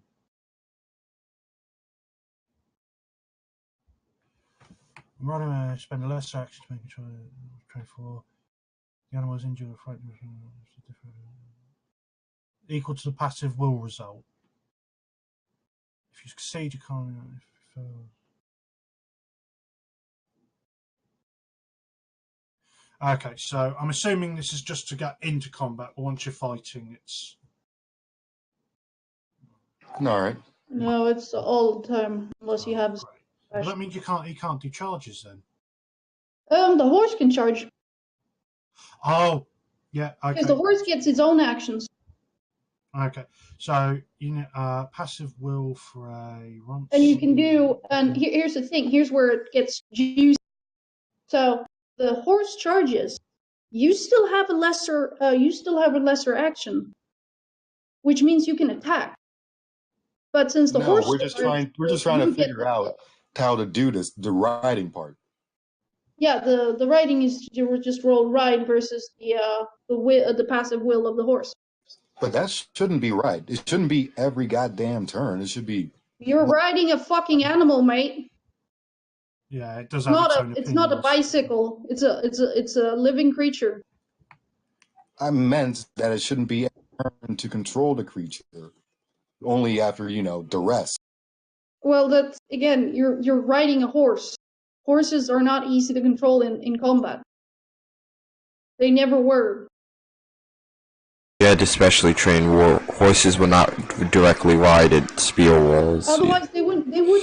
Like if you have a horse and it's not war trained, it will not get close to somebody. You can't make it charge somebody. And remember, war-trained horses are just horses that are trained to be able to handle the noise. Maybe fight if they're attacked rather than run away, but not even no horse likes to actually hit anything. No, they're prey animals. They want to run instead of fight. Yeah, war-trained ones are just aggressive enough that they know that if they're not going to be able to run away, they'll fight back. Yep. All right, then moving on. So it's the passive will of the horse, which is unfortunately it's 12. So you got to beat a 12 on an animal handling check. Then that means I can never ride a fucking horse. In combat, yes. That's why knights were trained for this. God damn it! I thought war trained means you didn't have to deal with this shit. Nope. That would be animal cohort horse. Yep. That would be actually, wouldn't it? Yep. So, okay, shall we say you basically just jumped off the horse, gave it to Harold, and then just charged in on foot? Yeah. So, what's your movement? It's only 3 per. I would have to sprint to be able to get to him. Yeah, so you're sprinting with your shield up towards which fella? This one? Oh, wrong button. Which one are you charging towards? That one. Okay, so... funny note. Oxus would make pretty good war steeds. The only problem is they're pretty slow. What, oxen? Yep. Oh, yeah. Because you can get them to charge. Some war rhinos as well. Yep. Someone find me a war bear. That's the only thing I can ride up here. I don't No, want no, to no, no, no, no, Yeah. no, no. Save enough money and then convince Harry Strickland to sell you one of his elephants. just be like fucking unkillable. The problem is it would die they would die from the cold in the north. My girl. Okay, north Why of the mammoths are in the north. All I Yeah, gotta mammoth. do is yeah. You could go. Mammoth isn't the same as an elephant. No, it was just a suggestion, but you wouldn't want to take a mammoth south of the north anyway because it wouldn't be able to handle the heat. So you might have to buy one anyway, depending on your environment. But anyway, so it's now your guys go, the guards. So they do what any good guardsmen do, and they basically form up around their leader. One each goes after these guys, and the other two basically ride up either side of Isabel with their shields up. So that's all going on. Bandits' turns. He's gonna make an attack. No, I'm going to basically abstract that stuff. But it just means that 3 of the bandits are now out of combat. But the guards are having difficulty because, of course, you're in woodland, they're on horses. And these guys are woodsmen. So we got 3 bandits. The first one's going to be fighting Lan. So he is a slightly better fighter.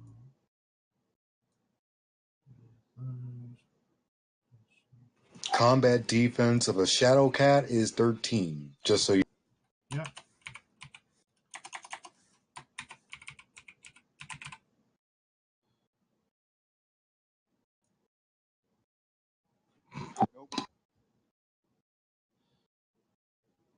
Oh, fuck's sake. Hold on, let me... Yeah, that's a brick. Yeah, hold on, let me roll another d6 because he had a... Oh. No, that's wrong. Yeah, I It's- guessed that. No, it did the formula correctly. Yeah, I know, but he had another bonus dice. I'd given this guy Well, another that bonus would dice just 'cause he's increase drunk. it by another one, so he still doesn't hit. Yeah, so... But I just decided, because if he'd have got a 6, it might have helped. But anyway, so basically when Lan leaps off him after doing that, he basically swings at Lan and misses him. These two, well, this fellow, this gentleman here, the one you're charging towards, he's decided that the moving mountain running at him is a bigger threat, so he decides to shoot you with his crossbow. Let me see that hit. 1 degree of success. Exactly my combat defense. How much damage does he do with that? What armor are you using? That's a lot of Breastplate. combat. Huh? I'm using a breastplate. Oh. Breastplate is what I normally go with because it only has a penalty of -2. But it does have something to do with bulk and shit. It's very bulky in my opinion. You've got a great... I have good agility, don't worry. Yeah, but what's your shit? Oh, it's your awareness as well, isn't it? So 8, 9, 10, 11, take away 2, that makes it a 9. So what's your shield? It's a tower shield, and don't worry, I already accounted for both. Yeah, sorry. So it's dead on, so it still does it do damage if it's dead on? It hits me. Yes. How much damage does it do? It does a grand total of 4 damage. My armor soaks it up. Nothing. Yep. That is a shit fucking damage. So it Oh, clumps that's into. Well, they don't really have a high agility, so it sort of doesn't even go through your shield. Let's just say that. You know, It just plinks off my armor. It just plinks off there, like. Okay, ricochets off a shoulder pad. Okay, and the other one decides to. What's he going to do? Well, Eric hasn't moved, and so he decides to shoot him.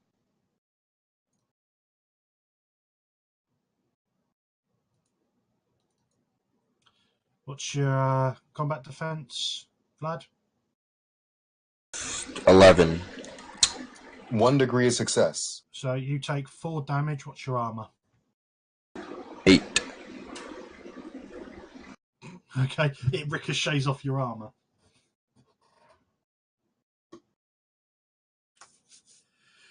Oh god, these guys are fucked. Alright, so it's really crap. your turn, Cash. Right. I just bring Pierce. I should probably bring up the other. Right. I am going to. I don't have to roll the whole shit because it's my cohort, so I don't ever roll handling. Can I? Sorry, just can I ask you a question, Cash? What? Why have you put one of your fighting specialities as shields? Oh, it's There's a It's- quality called shield mastery. It is yes. very. Oh, Once have I you got get shield that, It basically allows you to put a towel sheet up to Yeah, 12. I know. Yeah, I know, but That was a realised it was thing bad, I yeah. was telling you about earlier, that you Yeah. shouldn't allow people to use that, especially. Yeah. Trust If me. they decide to put all their points into shield mastery and hide behind a big piece of wood, that's their choice. Well, here's the thing. It won't make the game any fun. At least my yeah, don't bring that up because the system is broken no matter how you twist the thing. well, I yeah, need but let's move on. those Anyway. the weapons are garbage. So Well, the entire thing's all about how good you are with the weapon, because you yeah, do more and more and damage. depending if on you what if you have somebody who has like helps out with what is it? That can consistently roll over 20 to hit. Suddenly your shit doesn't feel that fucking comfortable, right? which is why Barristan the Bold's a fucking monster, even though he just uses a longsword and he's armed. Yeah. Because he's got a really high fight value, fucking ridiculous number of bonus dice for using long blades. So that means he's going to butcher you no matter what. So it does go. It just means that the common pissant won't be able to hit you. Yeah, like these guys, like they've got fucking crap. Let's move on, please. Yes, Okay, let's so, move on. you're charging someone? Yeah, I am. I'm charging the one I was looking because The he one seems to be Lance fighting, doing yeah. pretty fine against that guy, against the cat. Yeah. So I'm going to charge in. So the movement that's a lesser. But yeah, it's a charge, so part of the movement. So So you need to make your ride check. I don't have to Oh, animal companion. Yeah, sorry. because it's my cohort. Yeah. And then I am going to bring my axe. Well, let's bring the horse's hooves down. Let's do that. Horse rolls. 3, please.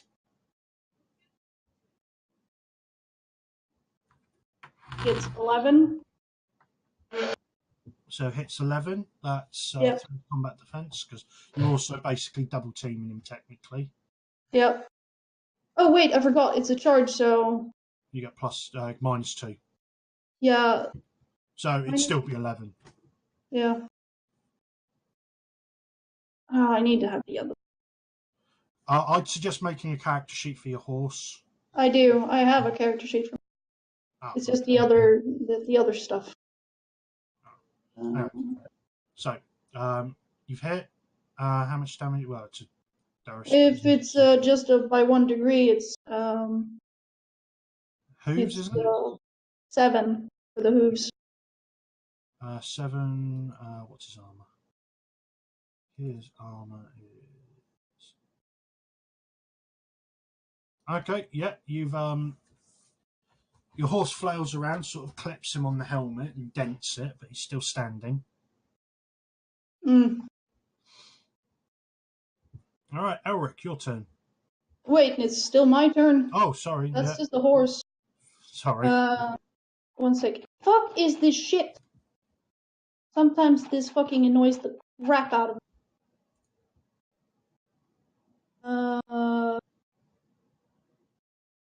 No, that's...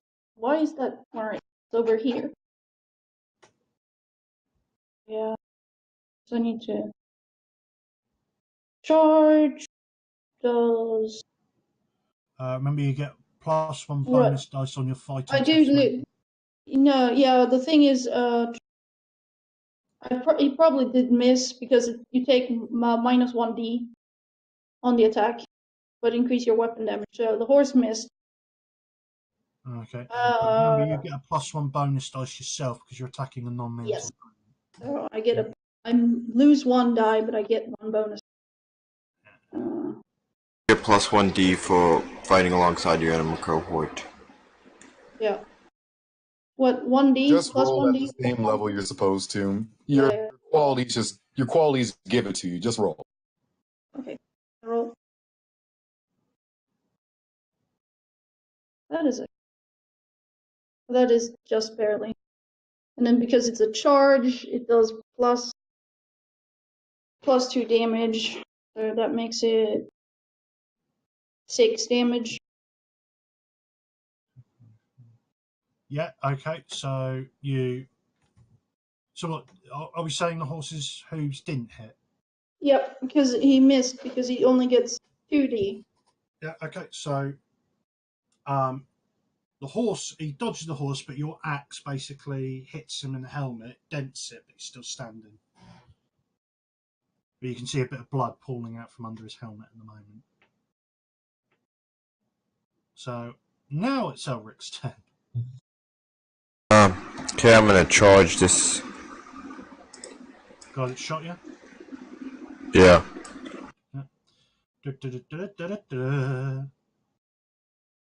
Make a ride check.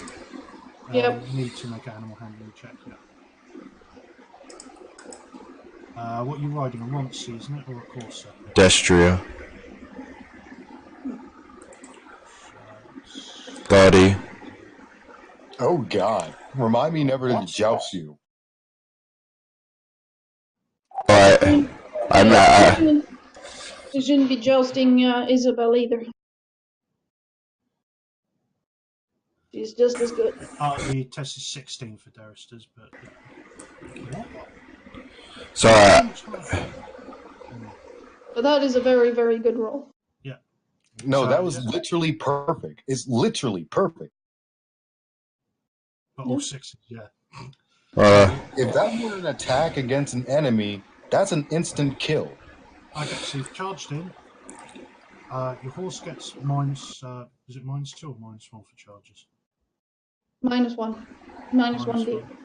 So it gets -1d. You basically hit with your base standard when you make your attack because. Oh wait, no, you don't. You get a -1 as well. Yep. You don't have your animal cohorts. Well, as long as I'm fighting along in the general vicinity. Yeah, you're tagged up in 2 different fights. Whenever you will fight into some combat and your animal, well, it's in nearby. It doesn't So say basically, you're fighting the same or right next to each other. You're not right next to each other. well, nearby. So what? 3, 1, 3, 6, 9, 12. About 5 yards apart. So yeah, I wouldn't call that nearby. 17. So that's for you. What were you using? Your lance. I broke the lance, so. So yeah, that's a hit. That's a hit. So hold on. Heal. So that is 4 damage. 3 degree. You've got 3 degrees success. So that's 4 times 3. 3, 6, 4, 8. yeah, you've done 12 damage. Take away 5. That would make so. Yeah, you skewer the son of a bitch. So.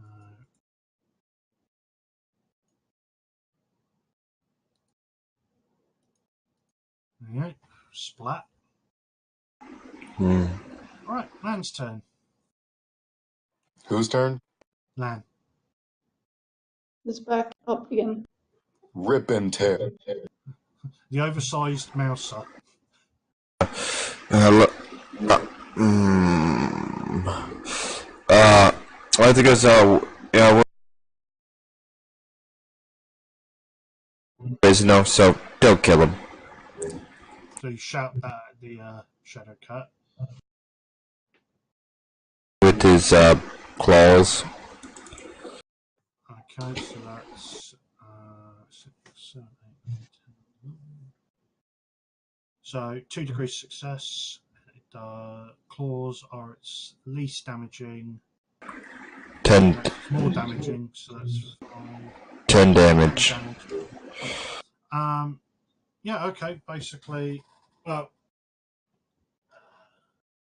yeah, so basically, starts tearing into him on the ground. He's screaming.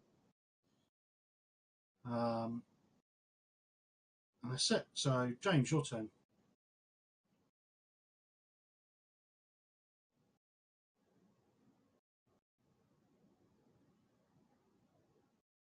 Xavier?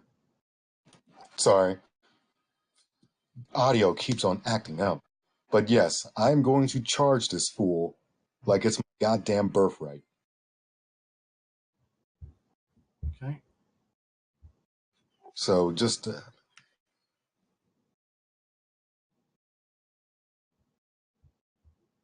going to reduce my fighting and bonus dice to 4 so that this will be accurate. All right. 22 attack. He's got a combat defense of 6. So that's double. There are 2 6s, so plus 4, 14 Six or damage 4? per degree of success. Sorry. No, it's combat defense 4, sorry, so you've done slightly more. Oh, well, still, he's probably dead. 14 damage per degree of success. Yeah, you've... Yeah, with a max of 4 degrees. Or is it 5? 5 degrees? 4. 4. Yeah, fucked him up. You basically cleaved him in half. All right. I yell out, there's still chance for surrender. So I'm going to do a d6 roll for each of the fights there. What do you guys want for your side, odds or even? What do you think, guys? Odds. Let's just go with odds. Okay. Odds then. So, yeah. Odds. This guy's won this fight. Next one. Odds. Yeah. Won this fight. And the last one. Odds. Okay. So the other two basically come to dismount, and Lan gets off the guy who's groaning, going, and they basically just sort of tie him up and then sort of staunch the bleeding. So that's the end of combat. He goes, does someone have an axe? Well, Your perfectly sister honest, said, 4 out of 6 of them had axes. yeah. Elwick goes around and gets, searches the bodies. You could order your men to do that. Well, here's the thing. Did the men kill them or simply incapacitate? I'll kill them.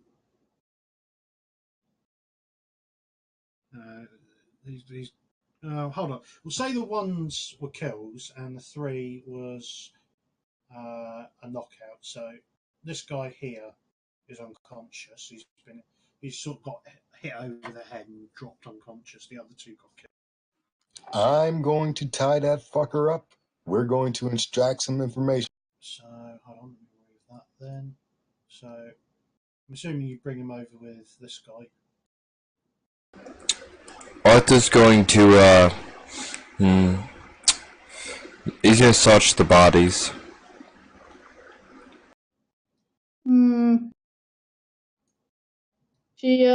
Isabel turns to one of the men next to her and goes, You stop moving around. You've got an escort. Live with it. yeah. She turns around to the soldier next to her and goes, "We need to take this man back with us. All of them. Right ahead to the hold and make sure they bring back a wagon." No. So one of them buggers off, gives a salute and starts all the way back to the hold fast. Hey, wait, do we still have the foreman? No. Because you've gone in the other direction. You've told him to go to the hold, he's going to the hold. Once he's loaded up, but that's not going to be until next morning, remember? I mean the yard master. Oh, yeah. Harold rides up to you guys, because he was ordered to look after him. And he's still over the back of his horse. No, he's awake now, and he's basically going... he's like moaning, going, "Oh, my family!" So my sister Isabel will ride up to Harold with the girl on her horse. Basically, she goes, I see you "Daddy!" And he goes, Charlotte, and goes, "Oh, you're all right." And she sort of like clambers off the horse and hugs him while he's still hanging off the back of the horse. And Harold looks really confused and wondering what to do. She's like, though you did notice he was staring at her legs as well. Let's just say if that happened to you, Isabel, you've got stockings. Your new maid in waiting doesn't have any stockings at the moment. So. Well, she doesn't ride in a dress. Yes, but you do have to wear one anyway, occasionally. Yes, she wears pants. God damn it. So I'm assuming it's like a running battle constantly when visitors come for you to actually get put into a fucking dress then. Yes, it is. Especially if I have to do something. Alex gonna go up to What's and goes, So, you thought you kidnapped my little sister. Who are you talking to? Living bandits. Well, the leader's awake, groaning. The other one's basically got a lump the size of a hen's egg on the back of his head, and he's semi-conscious, so he probably has no idea what you're saying. So something about, "No, mother, I don't want another surfing. Please don't hit me again." The other guy goes, who you recognise as the old fella you've given the letter to. Two of the guys that had died, the axemen, were also you recognise as the lumbermill you spoke to. Anything you'd like to say? He thinks about it for a second, and the guy goes, "I'd have liked to have fucked your mother and your sister." Yeah. Does he say that loud enough? Oh yeah, he says it very loud. Takes a shaft of his the point of his spear and stabs it through his foot. At the same time, the guardsman behind him actually clips him around the back of the head. So he goes forward and then goes, "Oh fuck!" Isabel laughs on her horse and goes, "That puny man, he couldn't handle me even if he tried." Things do not look good even with for the spear you, through my foot, he looks at you and goes, "I'd split you in two, you little bitch." He goes, you know, in the Iron Islands, they have this fun little game about leaving a man up, tying a man to some sea rocks. He looks at you and goes, "Oh, stop trying to be the fucking big man, you little shit. You're not half the man your father was. You're definitely not, and you're less than half the man of this fella." And he sort of nods at Sir Tavion. James just kind of fucking hands you pussy. his great sword and just says, "End it." Well, well, we don't really need you alive. But I think this man, I think the wall needs lovely men like you. Ha! I'd rather you fucking hang me than freeze my balls off up there. No, I think that's a great idea. Both of you. Yeah. The wall. Oh, I mean, I'll even pay for your equipment. Make sure that the refuse. wall will get some good... Oh, you don't get to refuse. You get no choice here. You get none. and it's either that or... I mean, we don't own crow cages, but I'm sure we could get some made. Oh, I'm sure the blacksmith can fashion someone. Can't we just get I'll a be back- bucket I'll of be back rats in a and some second, hot Cole. coals? Can't we just get a bucket of rats and some hot coals? That works too. There's a lot of rats in the forest. I mean, yeah, all we gotta do is get like 5 rats. Well, more, not 5, we only need 2. Get a bucket, light a fire, and put some in there. Put some coals on top of the bucket, and just wait for the rats to chew through him. I mean, land does need a new chew toy.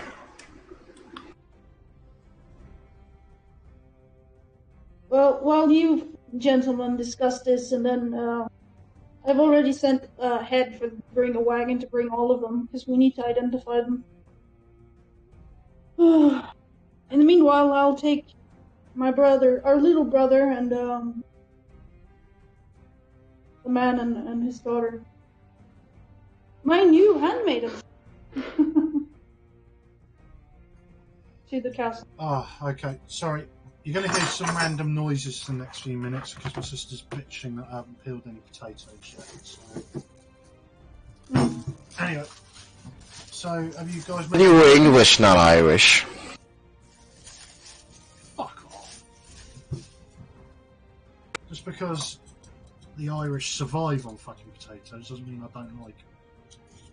Well, there's nothing wrong with the potatoes. No, there aren't. Anyway, so have you guys made a decision? Yep. How's the approach to us threatening to slowly torture him to death? He doesn't think you got the balls for it. I mean, I have a bucket right here, as Sir James procures a bucket. This, Harold actually looks a bit queasy. Isabel will just bring them back to the castle alive. I'm sure Father will want to talk to them either way. Besides, we need to identify them. We'll do the ratting, the tickle, the fun. The fun can start at the castle. Yeah. Yeah. Right. And Isabel leans into Harold. I think he got a little bit too much of the iron born in him. Yeah, seems like it. Really weird, our brother. Anyway, we'll head off to the castle. You can wait here while the wagon arrives. If you want to deal with the men while you're doing that, you're fine. What are you going to do about your lady-in-waiting's father? Oh, he's coming with us. He's going to search the bodies. Or you could order your guardsmen to do it. He's gonna order his guardsmen to do it. Heads off and stick them on spikes outside the village. No, outside the... We really can't be doing that. No, we can't. Outside the lumber yard would be more appropriate. Oh, for No, God's sake, Erlich, stop it. Bring the bodies back to the castle because they need to be identified. If you We're not refuse to do this bolting. thoroughly, I will tell Father. And Besides, we're not the Boltons. Yes, please let us not be the Boltons. Do not need their reputation. Who wears cloaks of their enemy's skin? Just Savages, rumors. savages north of the walls and Bolton. And with that, Also, out of character, no, that ain't a rumor. That actually happened. They did that a Yeah. whole. Oh, Yeah. look, everyone knows they did that, but there are rumours that the current Lord Bolton does it. yeah. Pretty sure he did. I'm pretty sure he was just using Ramsay to, ward or No. something. No, I don't think so. Ramsay does a lot of things. His On his father own. thinks he's an idiot, and he's also suspicious. He also believes that Ramsley killed his actual son, Dominic. Yeah. Which If you're Ramsay comparing clearly to the admits it. TV, Ramsay is a hell of a lot smarter than the book. Yeah, Book Ramsley is literally just a psychopath, drunk on his own power. Yeah. But he's not smart. Well, actually, he's cunning. And Bolt Ramsay and not Ramsay. Bruce is still alive. Books. Yeah, but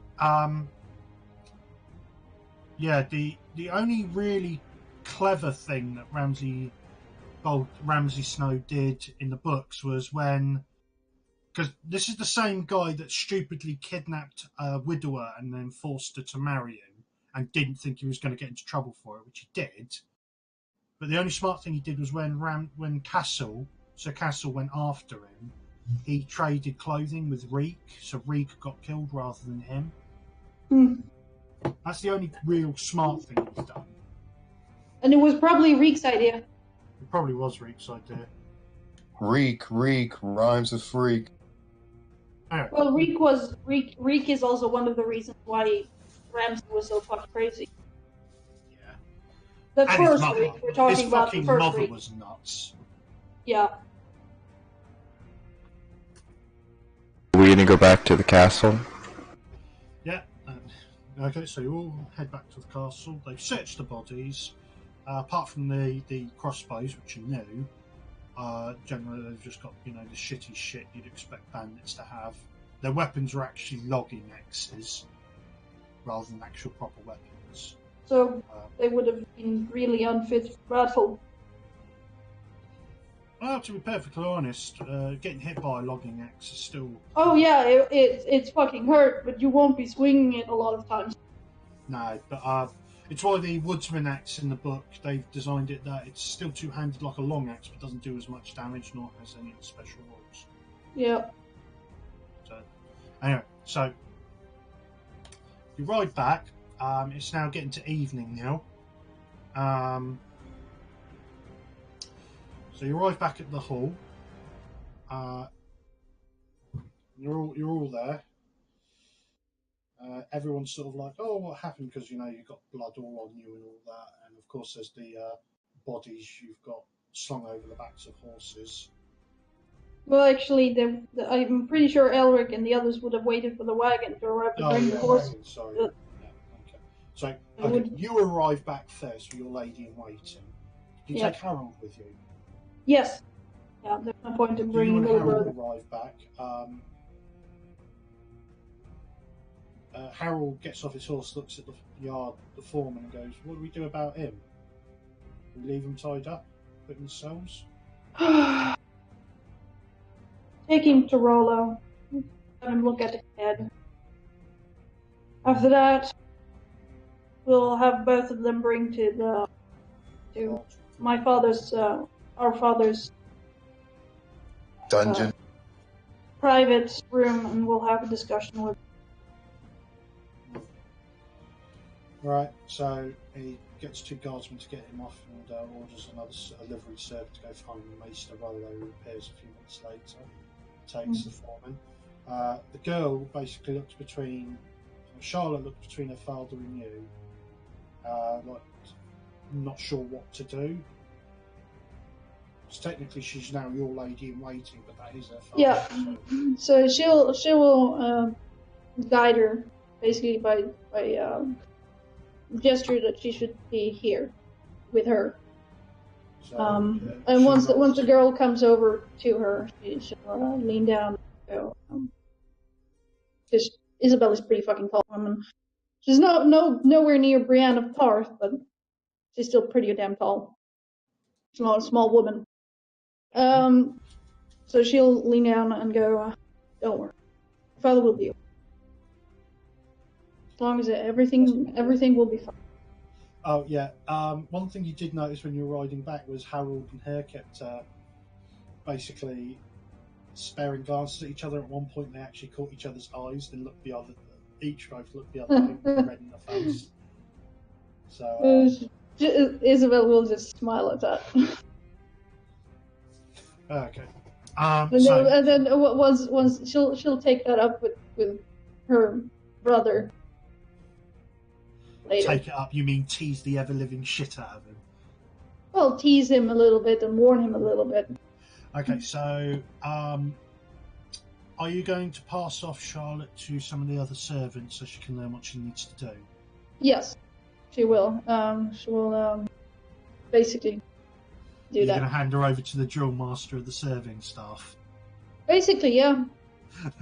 So her job you is take her to the starting her. kitchen. You take her to the kitchen and give her to the head cook. Yeah. But she needs to learn. Yeah. Now the upside is she already knows how to cook, so when she's not doing anything with you, she's got something else to do. So that's a good thing.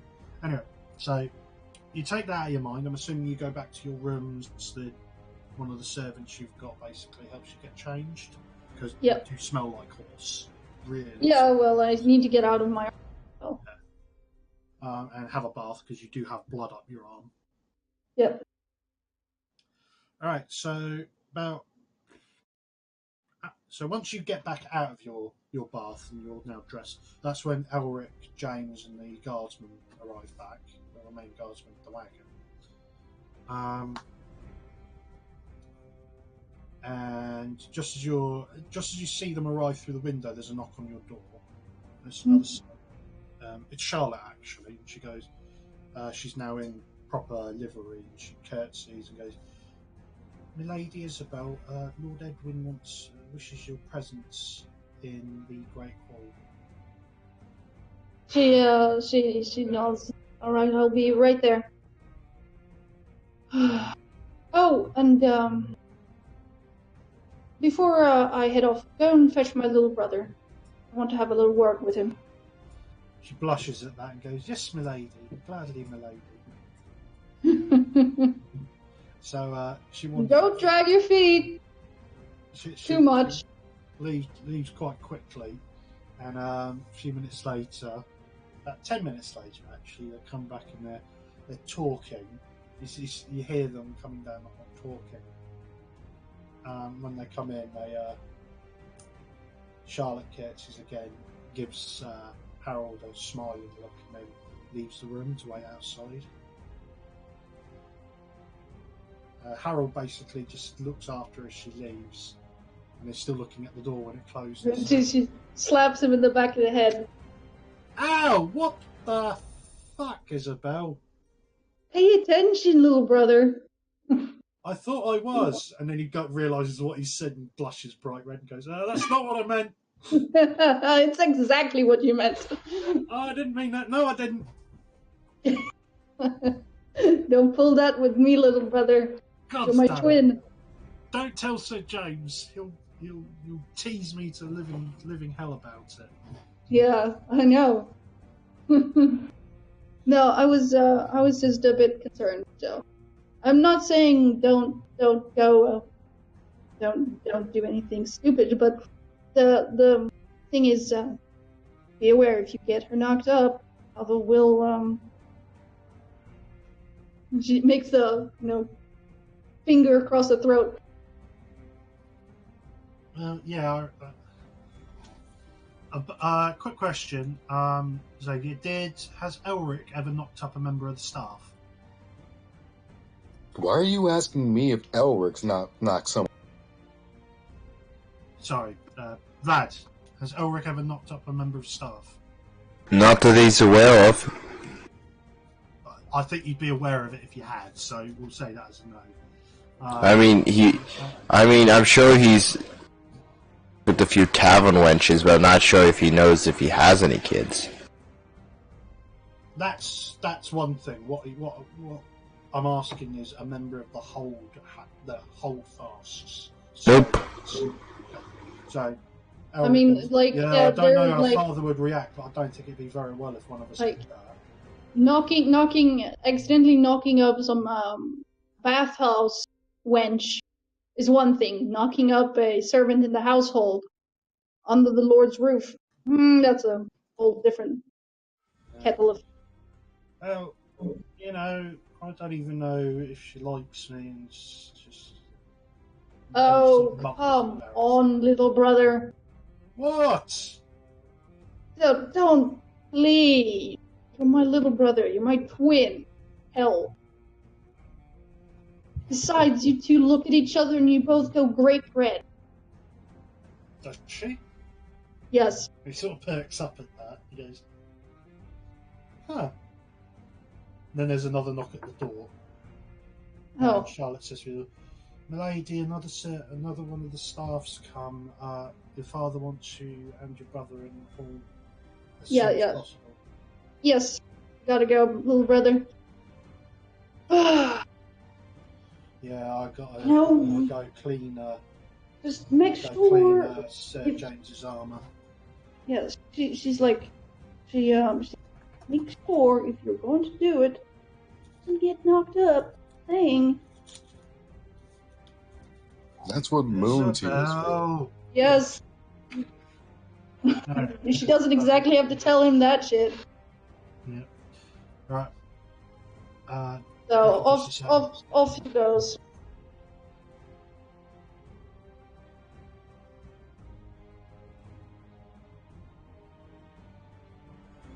Yep.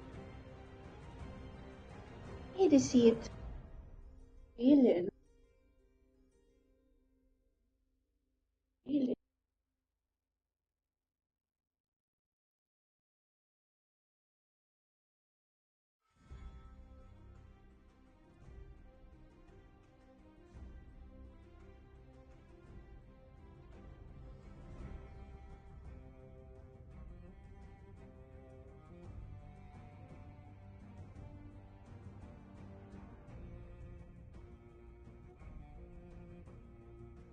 Ryan?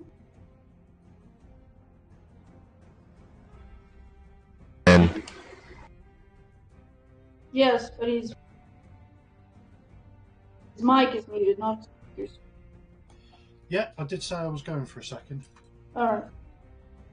Alright, so.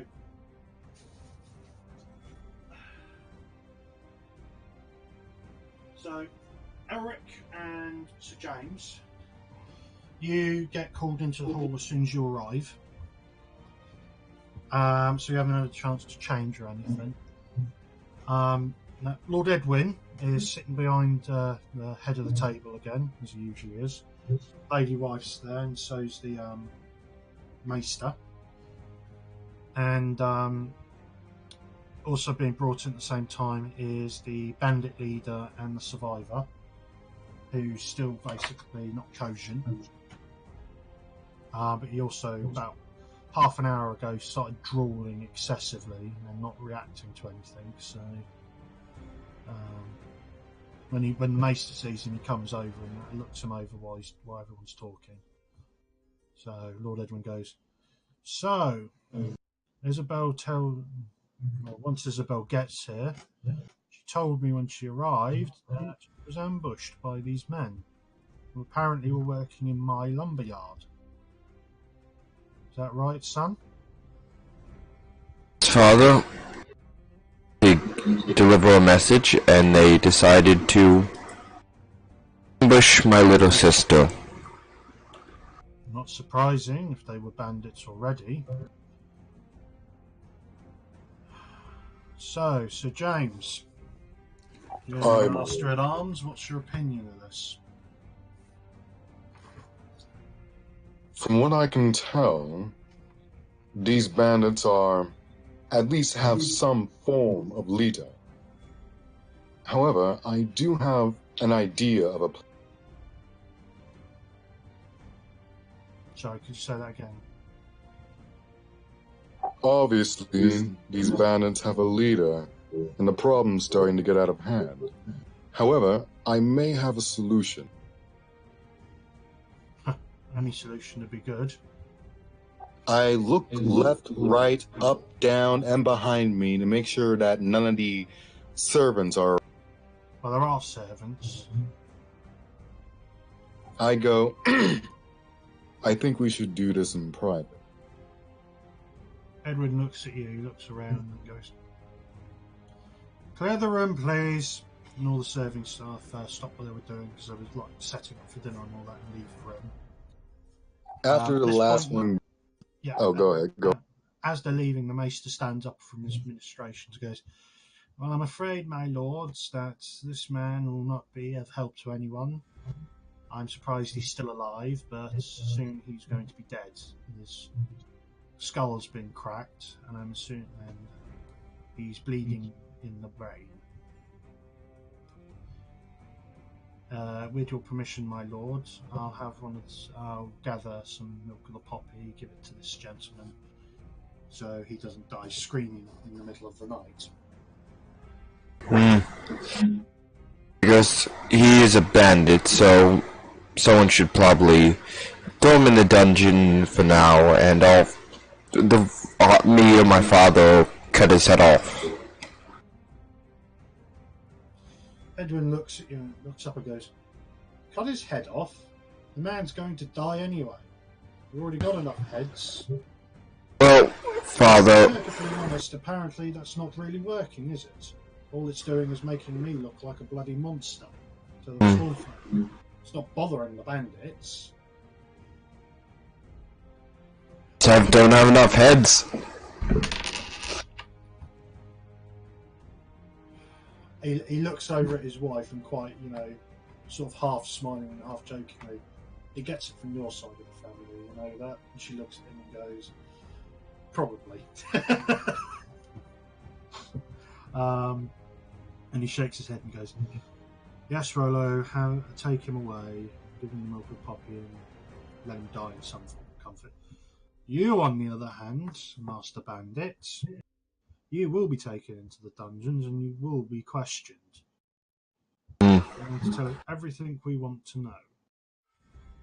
And he looks at Sir James and goes, "Sir James, I want 2 men you trust beyond a shadow of a doubt to guard him. Though I trust most of my guards, I want 2 men that will at least question anyone who will come anywhere near it. Servant, even any servant that will come down into the dungeon, even if it is on a regular amount, to give him food as regularly expected." Is Harold in here? No, he's basically sorting out your horse. I shall send for Dondarian and Lehman as soon as we're... Alright then. So Celtigar... He will be needed out here, on the field. Sir Celtigar and Godfried are currently leading a patrol out into the... currently leading a group of men down to the hamlet. After what Isabel mentioned about the threats that these bandits have been making to the hamlet and the lumberyard, the lumberyard's close enough that we could ride out to it, but the hamlet's far enough away that I'm going to put a permanent contingent of the guard there. They also had the current shipment. It's going to be brought to the hold.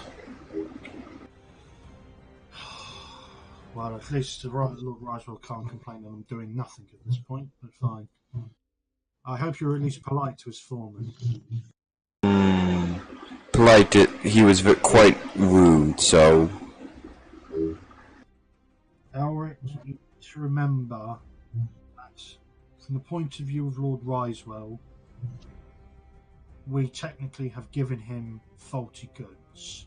He's the right to be angry, and most likely he's threatened his own foreman with bloody harm if they don't get this right this time. So he's more acting out of his own fear than any sort of disrespect. Doesn't matter. I'll talk to him when he gets here. Now,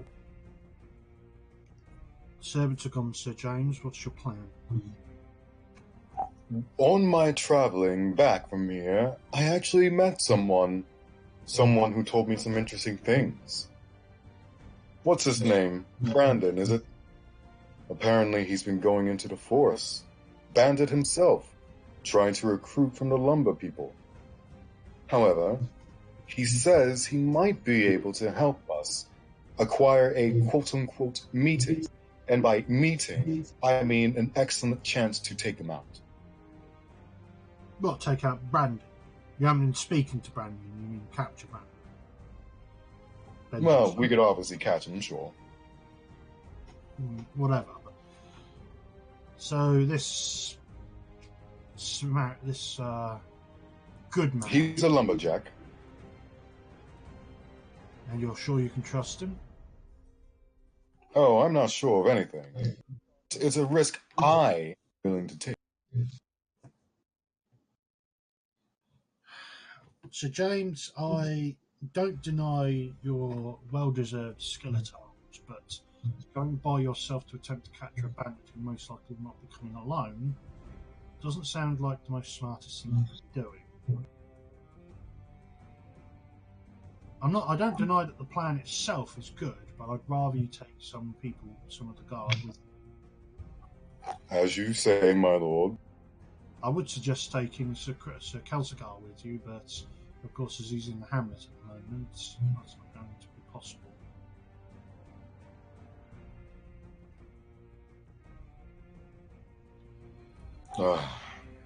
Well, how soon will you want me to go up? As soon as possible, Sir James. This needs to be resolved. I'm getting a very bad feeling about this. Maester, Yes? how is the foreman? He's fine. Superficial cut on his arm. The scratches from your... Can you send someone to fetch him? He has important information. Of course. He pokes his head out the doors, looks up and down, shouts for someone who comes up. And should be here soon. In a couple of minutes, the foreman, who at this point you do also arrive, Isabel. You meet the foreman as he's being brought up from there. Did you order him taken? Huh? Was the foreman being put in the dungeons as well, or No. he had a room? No, she had him sent to Rollo to be looked over. Okay, so a servant escorting Rollo. There's a guard with him as well, and they meet you on the way just outside the Great Hall. Okay. Well, evening. Literally, as soon as he spots you, before the guy can do anything, he rushes forward and grabs your hand and goes, "Thank you for taking my daughter in. Thank you so much. Well, You told me what you did. Thank you so much." no worries. The least I can do for one of my citizens. Though I no doubt you've been called here for questions. I do have the notes. I'll tell your father everything I know.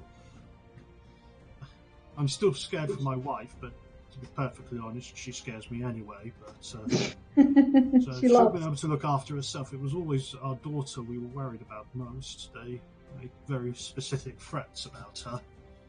No, yeah, I'm sure. Very similar they made to myself. Bastards, But... if you're begging my pardon. No. The servant basically... you've got Charlotte with you, haven't you? Yes. So Charlotte basically smiles at her father, hugs him, and then she goes, "Milady, they're probably expecting us." Yes, they are.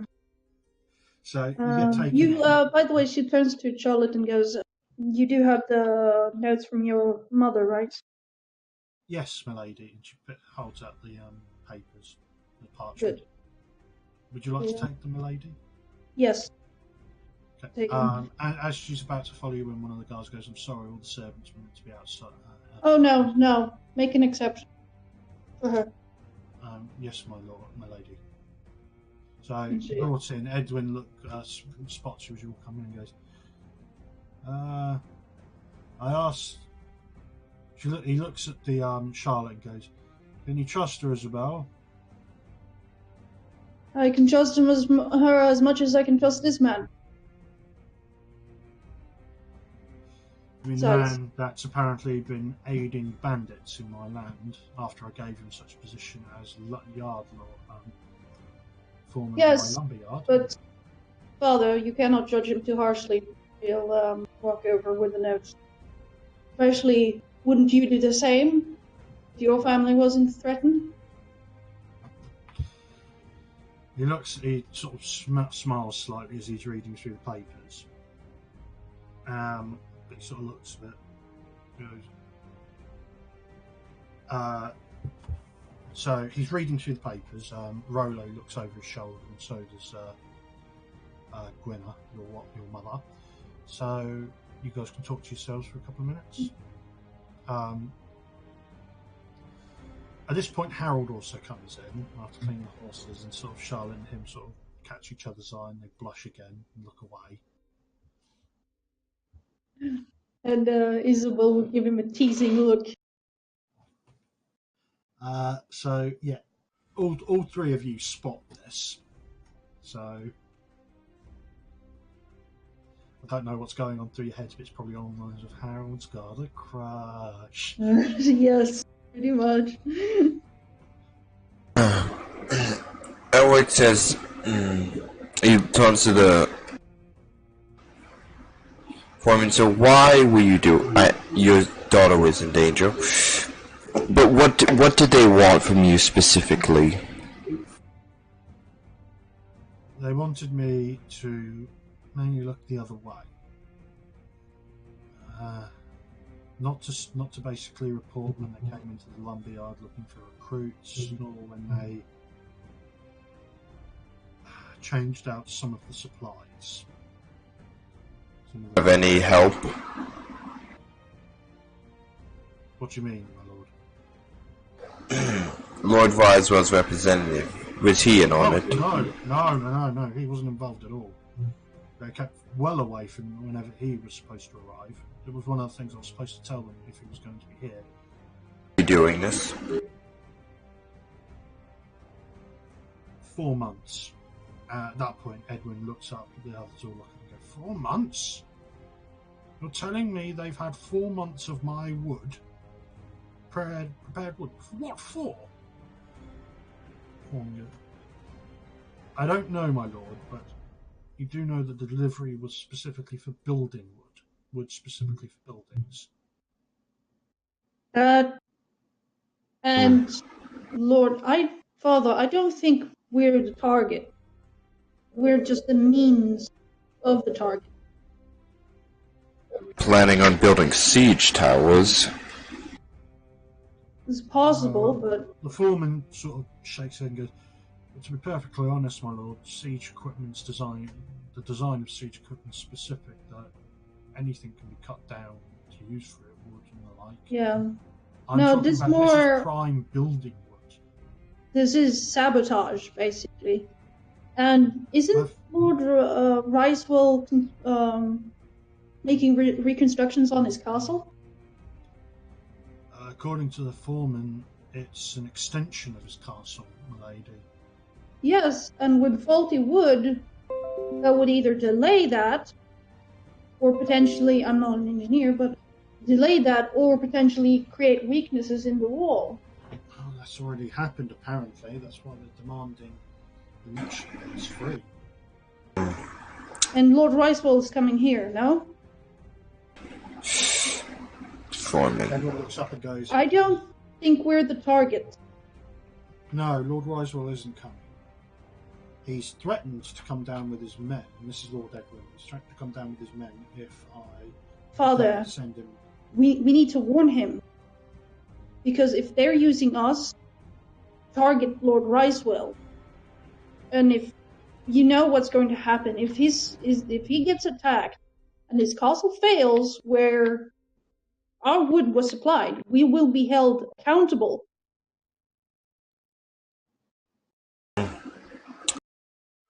Unless we can warn him in time. Elric turns to Maester, send Risewell a message immediately. We can't trust ravens. They can be shot down. Somebody has to ride. I have something to... You did... Oh, sorry. You did betray us. I only did so because I was threatening my family. And you can't hold him. willingly You can't hold him accountable for this. According to those notes, they were all over the village. He couldn't have so much as peeped without them finding out. But You cannot expect a common man to have the courage of a knight. Besides, if everyone there was being intimidated and or was in on it, the moment he left, he would have been killed. Yes. Edwin looks up and goes, "The only disagreement with that, Isabel, what you just said, Isabel, is I've seen common men have more courage than some knights." Yes, I know, Father. I'm But- not. This is not. but- he should be... I am not going to punish a man for attempting to protect his family for my failings. And it is my failings. The only reason these bandits had the balls to do what they've done here is because I haven't been able to dig them out of the forest. And as Sir James is right, someone's decided to take that opening and organise these bastards. Because even as individual bands, they wouldn't have had the balls to do this. What I'm seeing by the look of these papers is the number of bands we had in the forest decided to unite by the look of it and work together. It's the only way they could have these types of numbers. But the only thing that can unite these many bandits would be money. A lot of money. Yes. Which would explain the fancy new crossbows they had. Yes. It also entirely depends on who's supplying them. Unfortunately, I've got many enemies that would be more than willing to do this, and some of them are in the Westerlands. True. This is a little too out in the open for any of the snakes that live under Tywin's shadow. But Father, I just don't think they're after us. I can't see them trying to go after Lord Risewell. He's a major lord. Anything happens to him, Lord Stark will be down here before we know it. Well, that's if Lord Stark finds out in time. It doesn't matter if he finds out in time. If he finds out that Lord Risewell's been killed, then Lord Stark will be here. The only way I could see if that would be the case is if they somehow blamed it on us. But we would have our word and evidence stating that bandits would have done it. Yes, I could be in trouble for allowing them. Unless it's not a bandit. You're suggesting that someone of noble birth is behind this. Of course, where the hell would they find the coin to get new crossbows to You unite do the raise a good bandits? Hmm. There is a lord behind this, or an incredibly wealthy merchant. Don't look at me. We would be the perfect excuse, the perfect fall house. Goat. Yeah, scapegoat. Huh. Yes. Ever since the Greyjoy rebellions, they haven't been able to keep the lands as safe as they should be. Be an easy enough explanation of how a major lord was killed visiting on one of his liegemen. That liegeman can't keep control of it. You are right. We'll be held responsible. They could be targeting Lord Risewell, it's still aimed at us.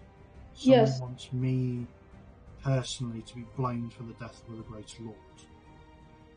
Probably is part of a bigger scheme, but yes. But either way, somebody needs to ride on warn Lord Risewell. We cannot risk this to a Raven. Yes, especially it's my fault he's coming. I invited him to make an apology to him directly. I could ride my He can't ride anymore, and he slaps his maimed leg. So they knew he'd be coming here. So someone knows of my injury specifically. But not everybody can leave because somebody. Elric. One way to basically make this plan work completely, to make it blame, is to force me to actually kill Lord Risewell. Best way to do that would be to capture either you or Isabel or Harold and hold them as a threat. Capture my father, I would just slit my own throat. You say that. That makes sense. That's why he wanted me. He'll capture me because he thought I would be the easier target since I'm a lady. He's not incorrect in that manner. I'm strong, but a man as well trained as I am would overpower me in seconds. Actually, the easiest target. So it gives you like this real. When you say that, Sir James just looks at you and say, "Are you sure about that?" I am not so sure of that, brother. But it doesn't matter how some of us easy must it ride. is for any of you. Enough men attack you at once. Any of you can be taken.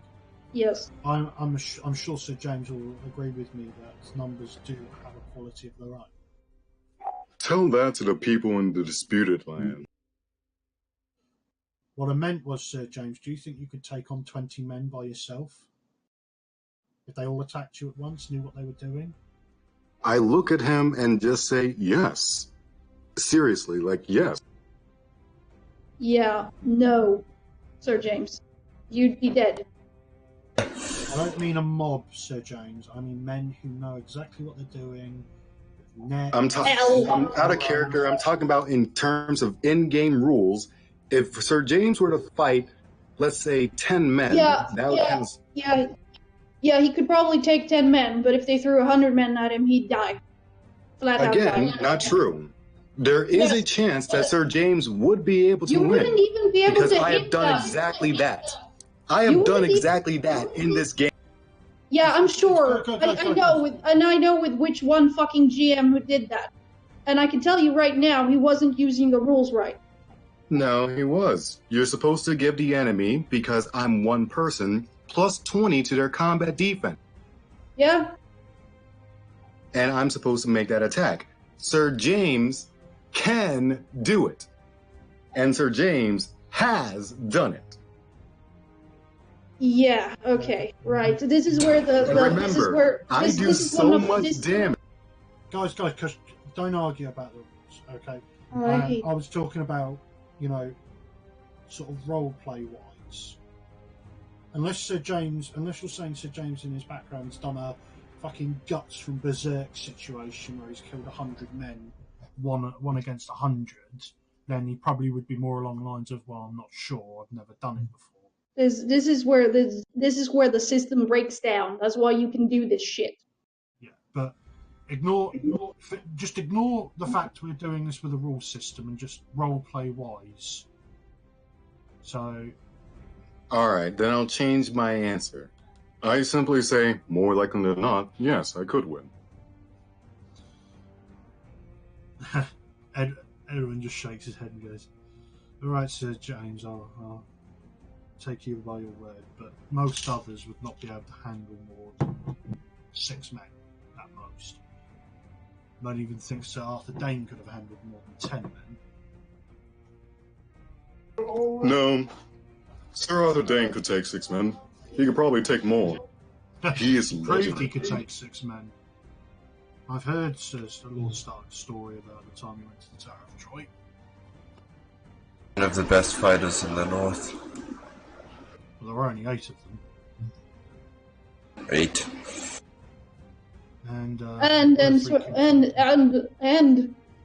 Sir Arthur Dane died to a dagger to the throat from behind. Because that's the only way you could kill him. You have to use cowardly means for such a brave man. Yes, and that's exactly how you can die too, if you're not careful, Sir James. And Yes. how many men do This you is one think of the it will one take? problems the North has with knighthood, Sir James. War isn't a duel. If it was a duel one-on-one, Sir Arthur would have easily taken apart every single one of them with rules. But in war, anything goes.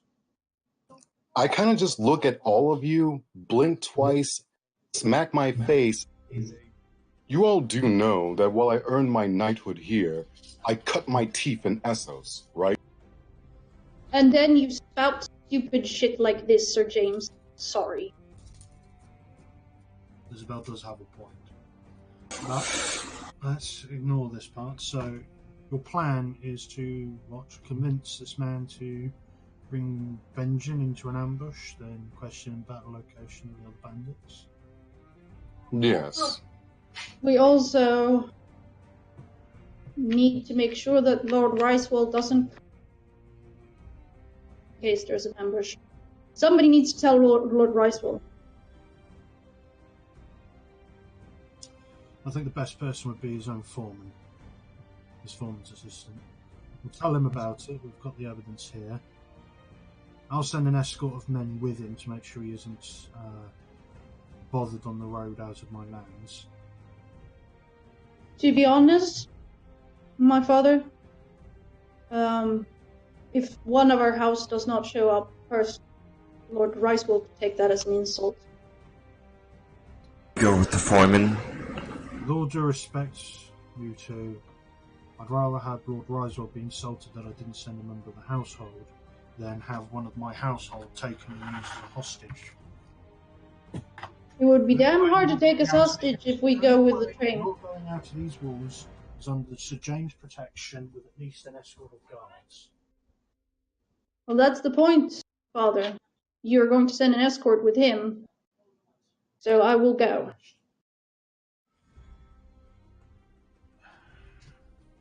Anyway. Sorry, what did you say? I am saying that Alric needs to stay here, because you cannot risk your firstborn son. Therefore, and you cannot go yourself, because you have a bad leg. Therefore, Harold.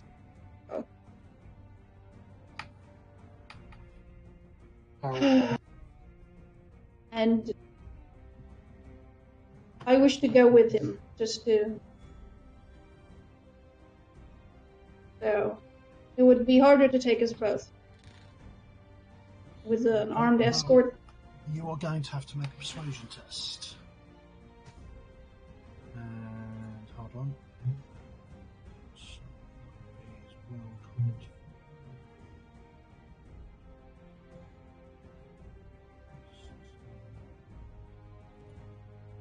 Ooh, that's good.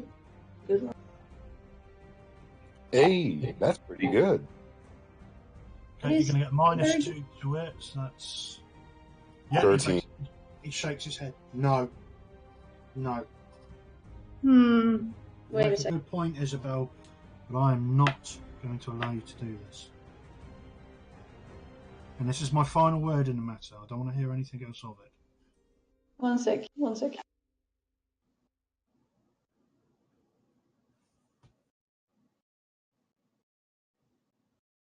So how much do I have to beat? What I did was, because this is not a proper intrigue, it was persuasion. I decided you had to basically build his passive willpower. Yeah. He's got a will of 4, so that would be 16. But what I used was the attitude chart and intrigue, and basically went, he dislikes this plan. So I gave you, so it was a -2 to the test. Okay. So you'd have needed a 16 to pass, so you wouldn't have passed anyway, but you got a -2 because he's like, no, I don't like this plan at all. Sort of idea. Oops. Hmm. That's not really high.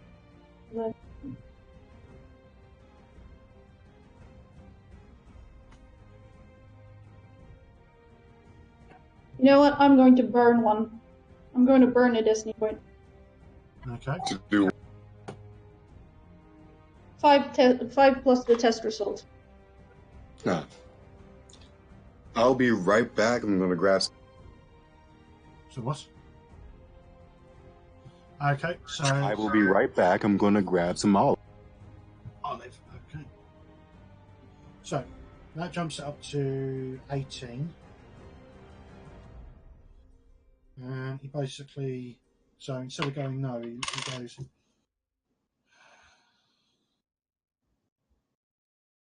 and that you get from my side of the family. Damn you and your stubborn streak. Damn me and my stubborn streak. Fine. Fine. You and Harold will go with the form. Go with the Riser's form. Yes. You promised me this, Isabel. You promised me that you will not be taken by me. I want you to promise me that you will do everything in your power to make sure you and your brother get out of there alive. Yes, I will, Father. That does mean leaving the rest of them to die. I don't like saying this.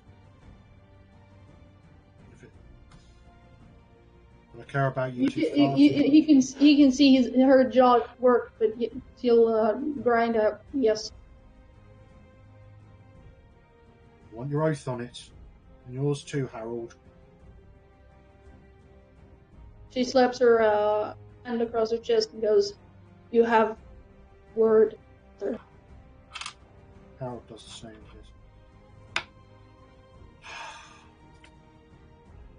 Alright.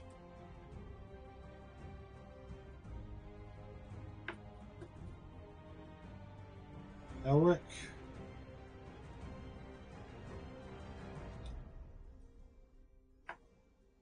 Father. You assist Maester Rolo in preparing, in double checking our surplus of supplies and adding as much more as possible to our stores. Then you will take an escort down to the hamlet and call out all the men, and you will bring all the women, escort the women and the old men to the hall.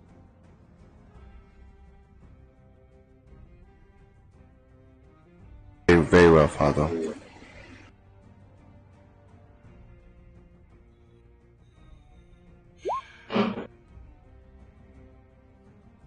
So James, I'm back.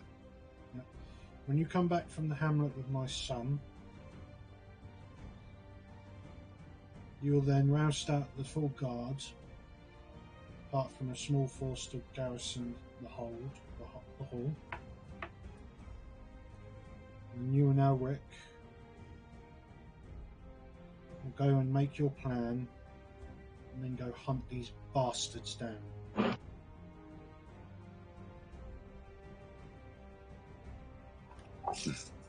In that case, I shall take my leave, Lord.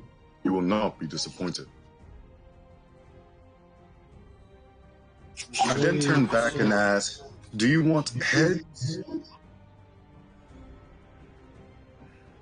I want this problem dealt with, Sir James. One way or the other. Right.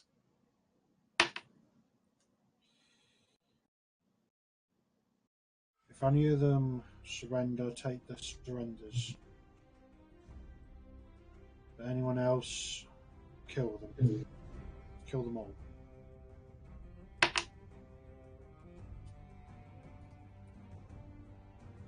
At this, when Edwin finishes that order, he looks like he's aged doing so.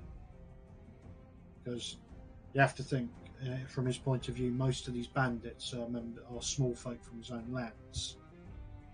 Hmm. So he believes this is like a personal failure or something. You know what you fucking like. Anyway.